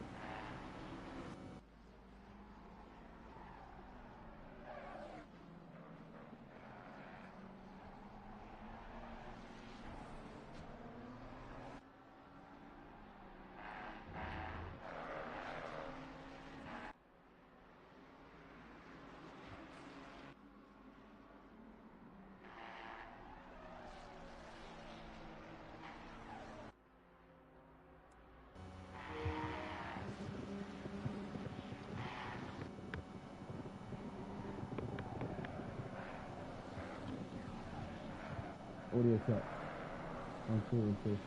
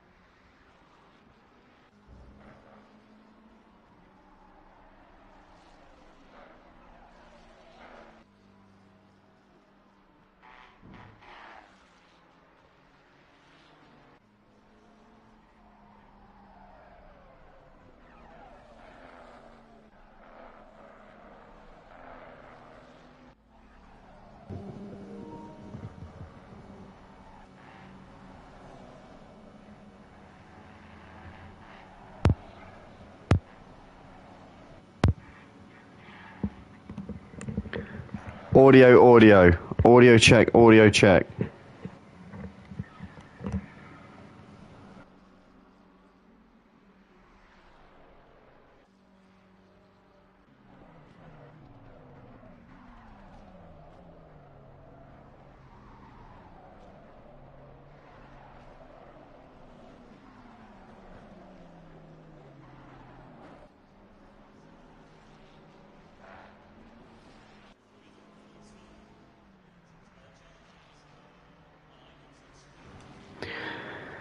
Right, this is the second week in a row that my headset's decided to just mute itself. I don't know what I'm doing. I don't know when I'm doing it. I must be just subconsciously fiddling with my headphone. I've managed to find this button 2 weeks in a row now, and I really don't know what's going on. This is freaking me the fuck out. I'm so confused. This is the second week in a row that I've managed to push this button, which just... It doesn't completely mute the mic, it just muffles it. And it's a button on my headphones, and I just don't know how I keep managing to find it. As we see Overtaker and Duffin having a battle here for 7th and 8th places. I'm just lost right now. I do not know what's going on. Oh no, this is just freaking me out. I seriously don't know how I keep finding this button. Because I'm not even doing anything. I'm just sat here with my hands on the controller. When do I do it? When? I'd love to like, set up a fucking camera and just see when I'm pressing this button, because I don't know when I'm doing it. I'm so lost. I'm lost right now. I do not know what's going on. Alright. Man. This is just crazy. This is just crazy. On the formation lap, I did a quick testing. Listened out for when my voice was played. Heard it crystal clear. Great. Got on with the stream, thinking, oh, it's fine. It turns out since the first lap of the race, it's been muffled. I'm just like, I don't know what's going on. I did a test on the formation lap and it was crystal clear. And then for some reason, a few seconds later, it's muffled. And I didn't even do anything. I didn't even press anything. I'm just so fucked off, man. I'm beyond fucked off at the moment. I truly am so pissed off.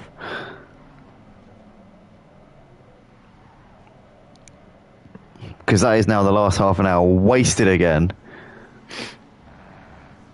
And it's like, I just want to throw these headphones against the fucking wall at the moment. I really do. I'm just so pissed off. I'm so pissed off. Like, I am beyond seething right now. I don't even know how to describe this feeling right now.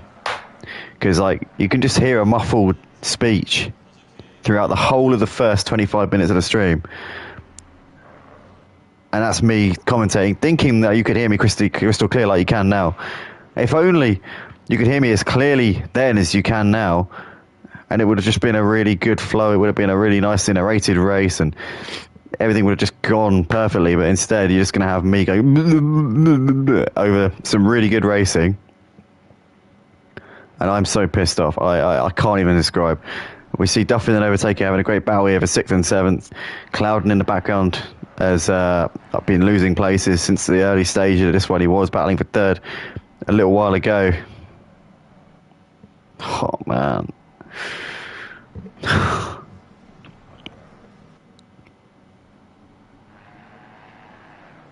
Oh, I don't know what to say.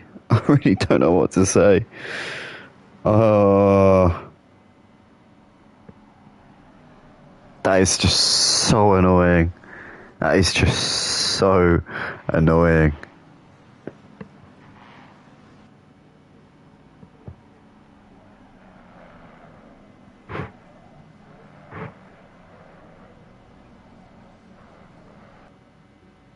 I fucking tested it on the formation lap and I sounded perfect. I sounded crystal clear. When, how and when? I'm just so confused. When did I press that button?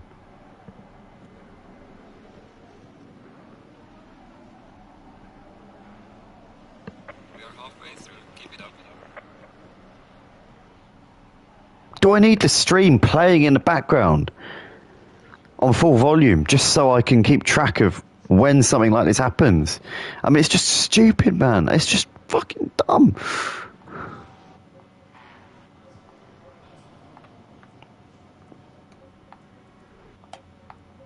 If I was a bigger man, if I had balls, and if I wasn't such a muppet, I'd be just getting on with the commentary right now. I'd be sitting here narrating a really good race.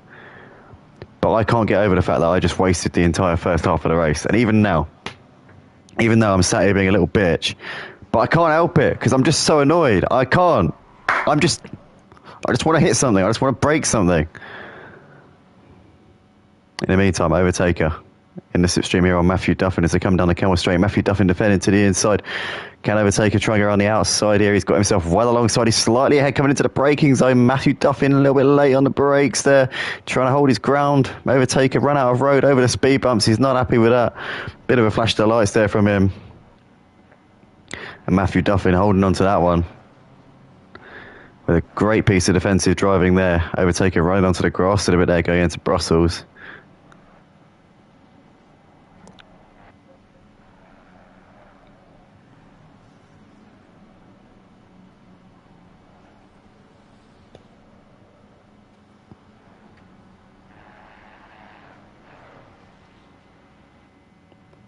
I'm just so wound up.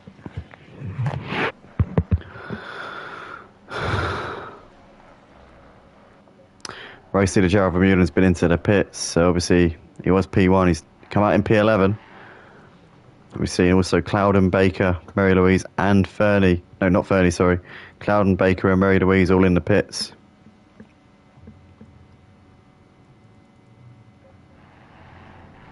And Duffin has now been passed by Overtaker, so Overtaker back up into 5th place there.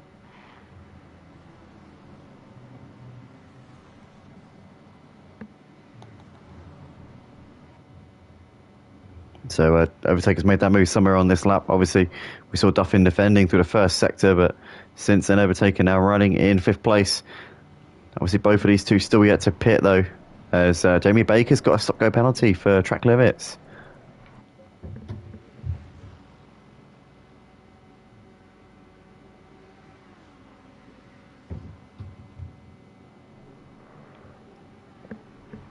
So Jamie Baker there's obviously overstepped the... I don't know if his track limits actually. It could have been during his pit stop, because you know what? Stop-go penalties, they're usually for speeding in the pits. So maybe he's gone steaming in a little bit too heavy there. Let's just double check our audio, make sure we're still audible. 5th place there. Yeah, it's working perfectly fine now. Now that I'm commentating like a complete, Not even. Oh man, I was so into it. In the first 20 minutes, I was so into it, and all it was just muffled speech.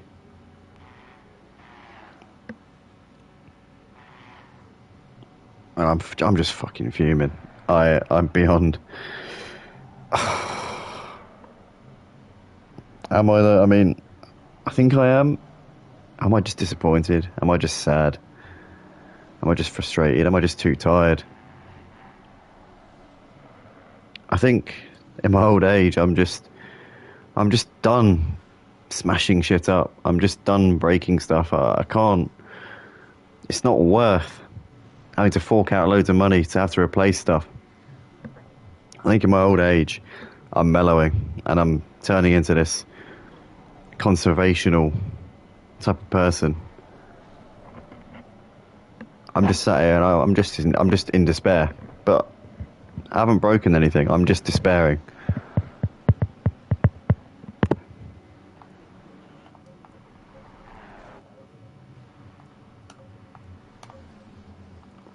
I'm just sorry to the drivers as well, because there was some great action in the first part of the race, and I was properly into it, really enjoying it, and all you're going to hear is for the first 20 minutes.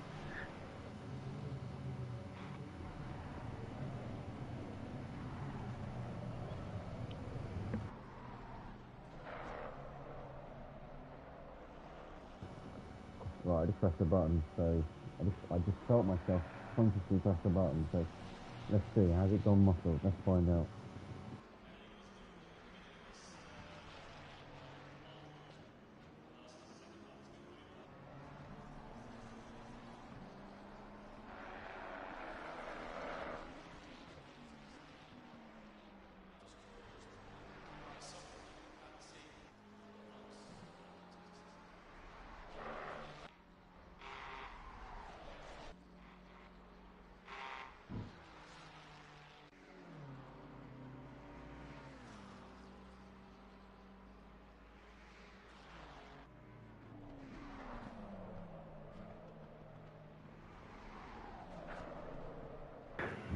Check, audio check.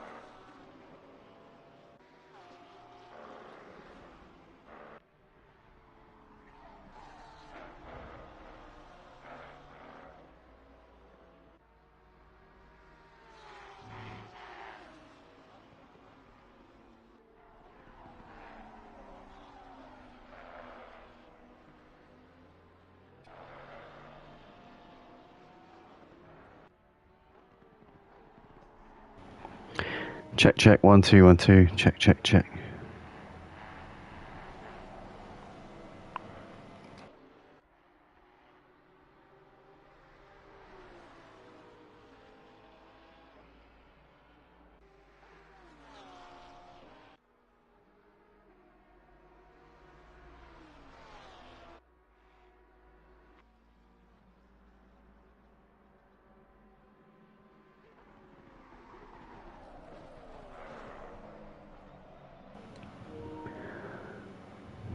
Right, I'm just going to get over it now. I'm just going to decide to get over it.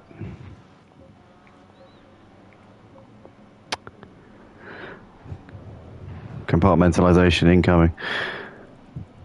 Welcome back, everybody. You join us here at Spa for the final 20 minutes of round 3 of the GT3 Championship here at Motive Racing on the PlayStation 5 and officially the Xbox Series, but obviously it doesn't appear that we're being represented by any of the Xbox community at the moment. But 24 drivers still left in this race as we're into the final sort of stages now. Most of the strategy's been played out. The drivers who are still yet to pit are the ones who are full tanking it. And one interesting thing to note is that Jared Vermeulen, who led the first stint and had a bit of a gap, I think has half tanked it here because he came in bang on the halfway point. So he's changed tyres. He's obviously had to put some fuel in the car. So Huron's out the front. It's going to have a much quicker pit stop. So could be that we might be seeing Huron's come out ahead of Vermeulen here. It's possible. It's not definite, but it's possible that Huron's could come out with track position, or they're saying that Vermeulen will have fresher tyres, and obviously, well, he's going to have a shorter pit stop Huron's because he won't be putting fuel in either. But yeah, Vermeulen could be hunting him down towards the end if Huron's is even able to jump him, because Vermeulen did have a fair bit of a gap before he came in. So it might be the case that he comes out ahead of Huron's anyway. But yeah, it's going to be an interesting one in the final part of this race. This race is far from over at this point. So Huron's gap is, I'd say it's maybe about just under a minute here to Vermeulen at the moment. Yeah, I reckon it's about a minute between them at this point. So if Huron's can be in and out of the pits in less than a minute, he'll have a chance of getting out ahead of Vermeulen. But obviously, as I said, with the tyres, it's going to be difficult to Vermeulen at the moment.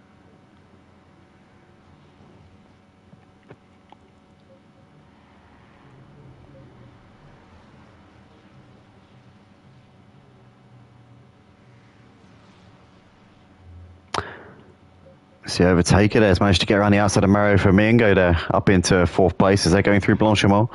And Firmingo there a little bit onto the grass, a bit wide on the exit as well. A little bit too far away to come back at Overtaker there, so that's job done there for Overtaker for the time being. As they're both coming into the pits here at the end of lap 18.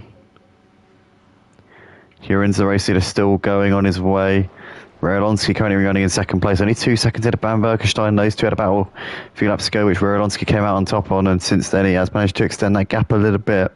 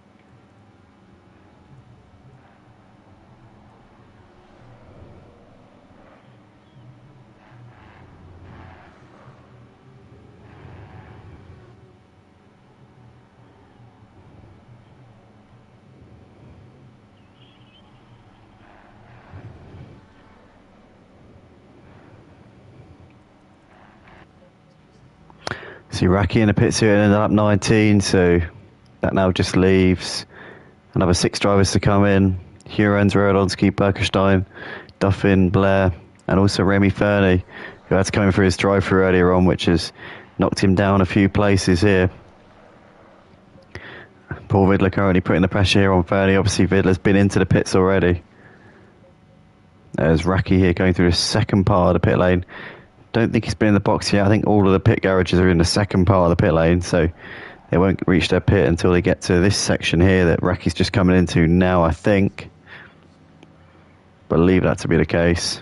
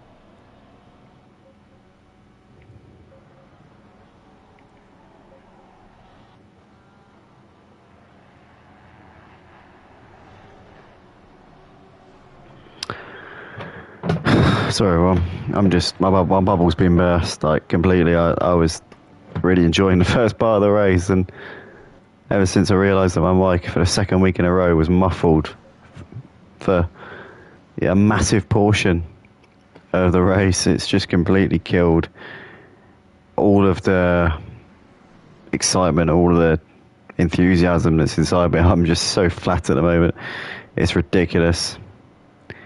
Clouden here's coming under pressure here from Mary Louise for 14th place. You can see that Remy Fernie's also got Gary Burton attacking on him now as Burton looking to the outside here, coming into the final sector. You can see he's got a much better exit out of Stavilo. He's looking to the outside towards Blanchimont, but Remy Fernie's holding his ground on the inside as they're all side by side there, and Gary Burton has to back out of that one. Remy Fernie though very wide, coming out of Blanchimont down towards the bus stop. He's going to keep ahead of Gary Burton for the time being.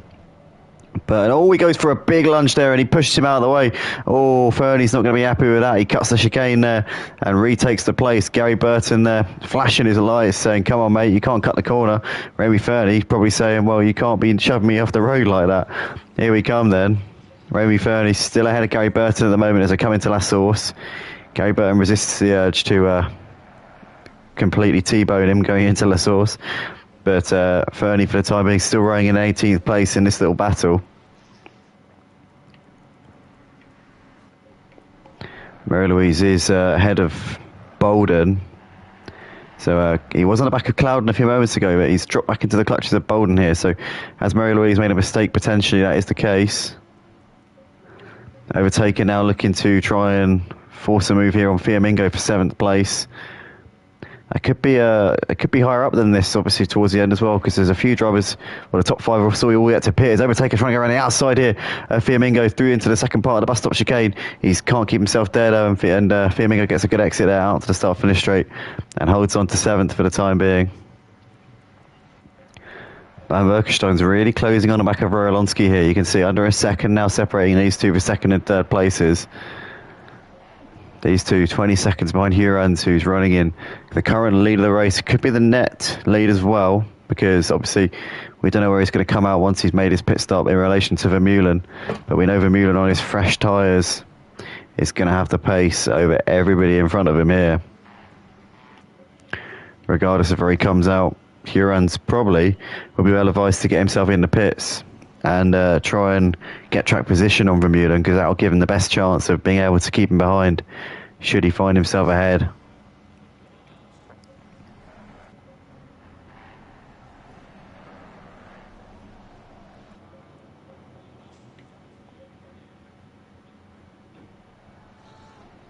Hurans probably will be well advised.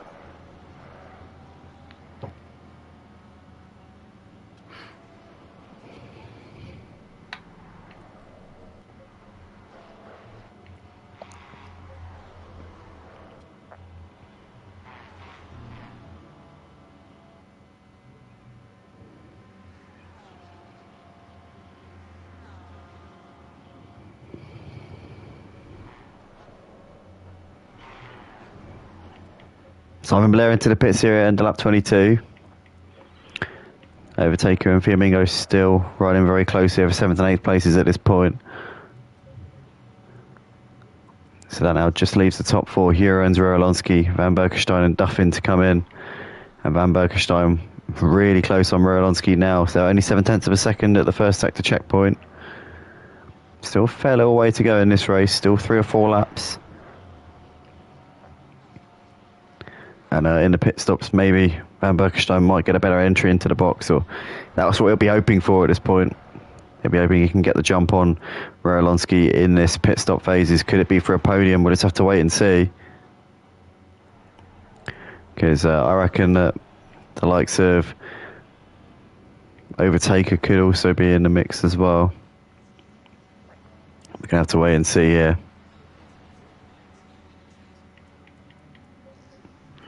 Overtaker starting to extend the gap a little bit to Fiamingo now. Best part of a second between them. I reckon that will just creep over a second in a moment.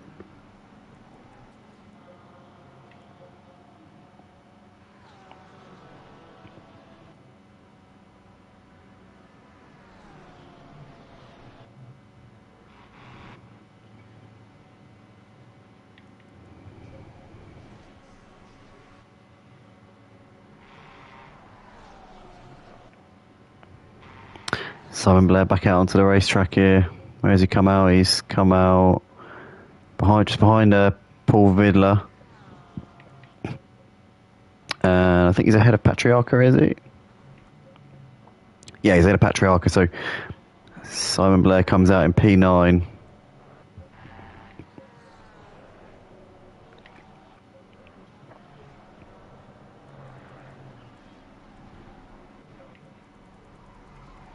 Fernie and Burton in the meantime still battling over 17th and 18th, although Burton's just dropped off at the back of Fernie a little bit over this lap. You can see the gap's well over what it says there, 2/10 of a second is considerably more than that, you can see.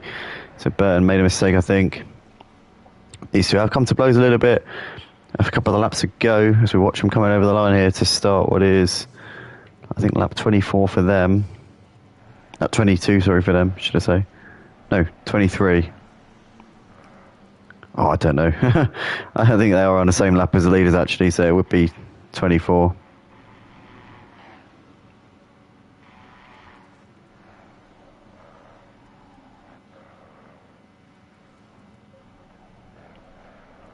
Now, they're a lap down on the leaders, so lap 23. Yeah. Oh, well. Rorolonsky still ahead of Van Berkenstein at the moment, but for how much longer is he going to be able to keep him at bay? Because Van Berkenstein is starting to really pile that pressure on. The Beamer quick down the straights, but through these sections is where Rorolonsky just manages to pull back a little bit at the time that he's losing. to that BMW.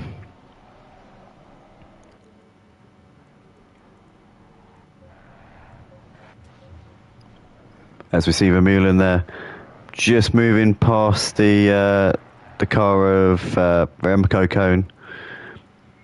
Obviously, he's putting a lap on him. Vermeulen, he's got traffic here. He's your net race leader, as things stand, or is he? Because who knows, Hurans could be in a position where he can jump him. We're just going to have to hold tight and wait and see how this all pans out here.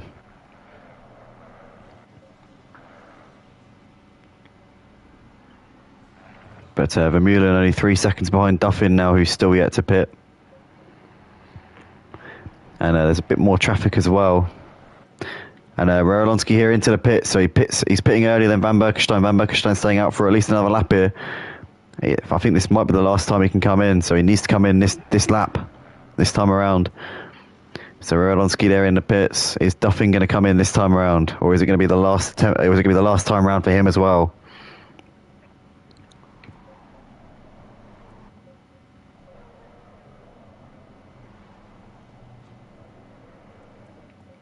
Duffin's coming in this time around. Vermeulen now into clean air there. So Jared Vermeulen gets away a bit lightly there because that could have potentially been a bit of a stumbling block for him if he'd come up on the back of Matthew Duffin. But Matthew Duffin coming in has released Vermeulen into clean air. And he can continue to try and get this jump on Hurans. The gap just over 50 seconds between Hurans and Vermeulen. So if Hurans can get in and out of the pits within 50 seconds... He'll be leading the race, but is that going to be possible for him? Maybe not. It's a long pit lane at Spa. He won't be changing tyres, he won't be putting fuel in, but I reckon it'd be a tall order to get him in and out of that pit box, or in and out of the pit lane, should I say. Saying that, no, the gap's about a minute.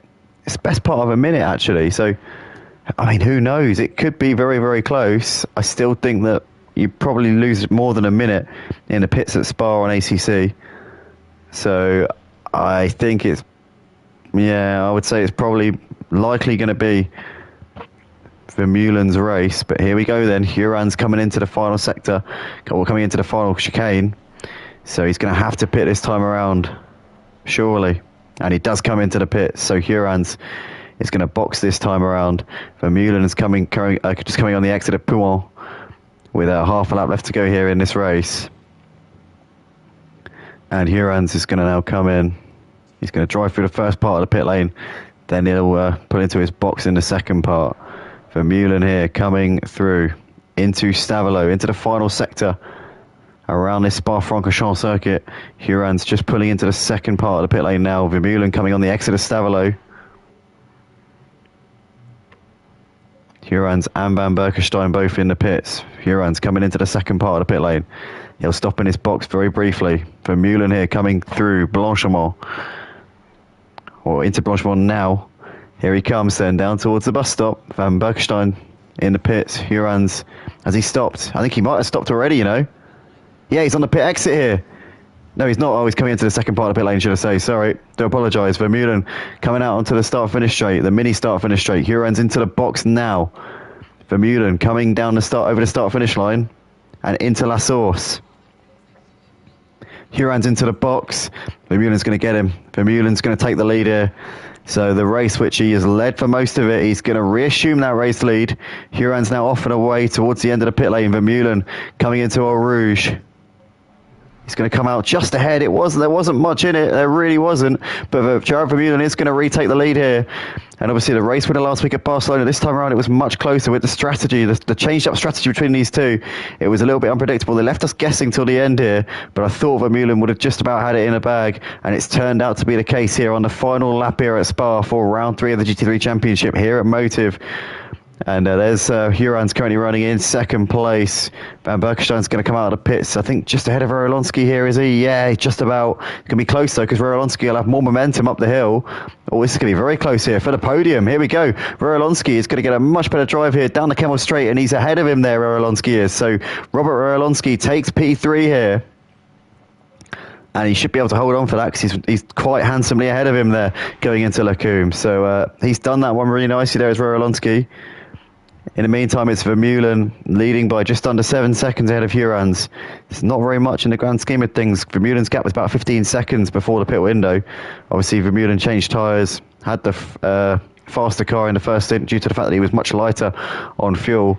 But over the course of a race distance, Vermeulen's shown that he's had the pace altogether. Either that or he's on the right strategy. I think it's a combination of the two here tonight. But what a drive here it's been from Jared Vermeulen. Got his head down at the start, did exactly what he needed to do in that first stint, and has executed his race to perfection here. Rowlowski just under 2 seconds ahead of Van Berkenstein. That should be job done there for him. Fernie with another drive-through penalty, obviously picked one up early in the race. He's also now behind Gary Burton, so Gary Burton's got P17 done. But Vermeulen here, coming into the bus stop for the final time here at Spa-Francorchamps tonight. It's 2 from 3. It's 2 from 2 in terms of his overall appearances this season. Didn't make the first round at Monza, let's not forget. But over the line he comes. It's Jared Vermeulen to take the win tonight here at Spa. What a fantastic win there from Jazzman. It's going to be Huran's Tynus over to take second place here tonight. And he really didn't allow Jared the chance to run away with it. I'll tell you what, he kept him on his toes there. I was certainly not sure that Vermeulen was going to come out with the lead, but it ultimately turned out to be the case.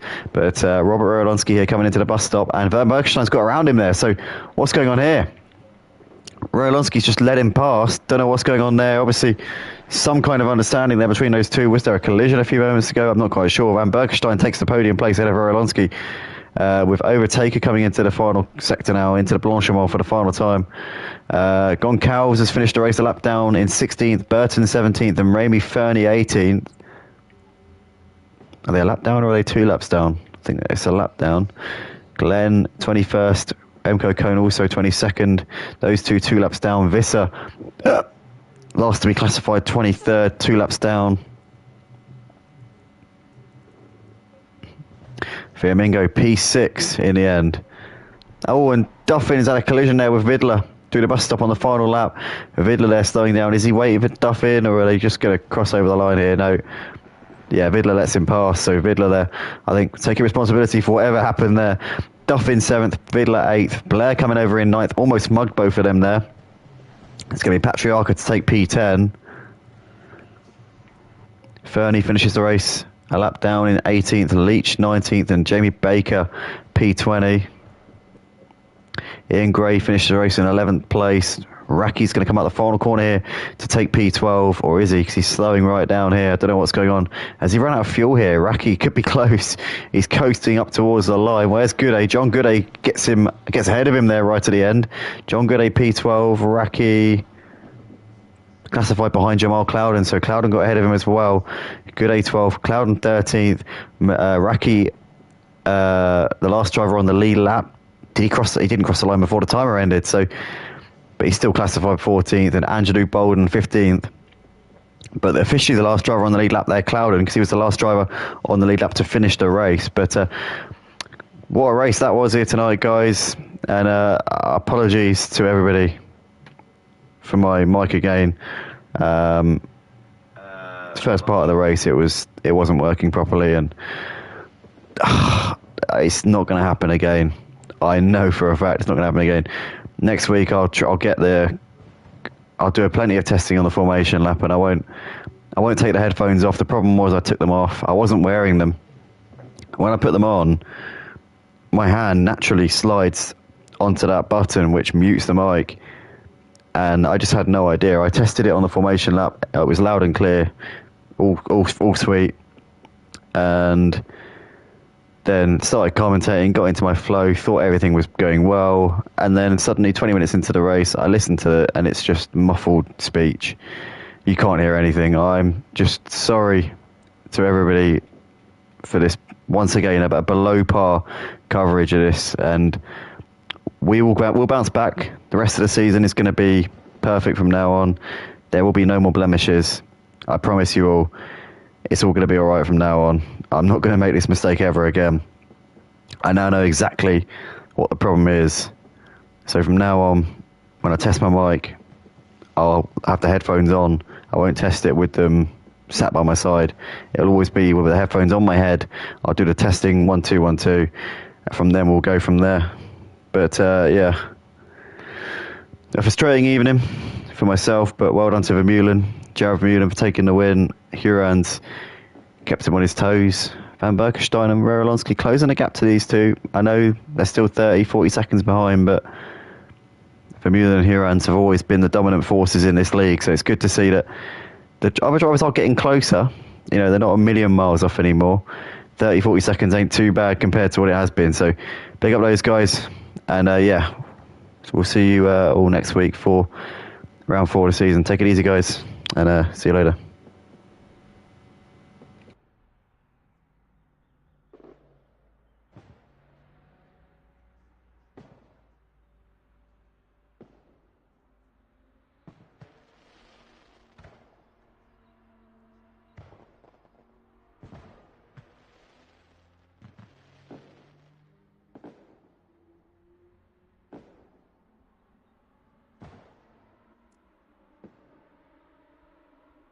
Green light, go, go, go.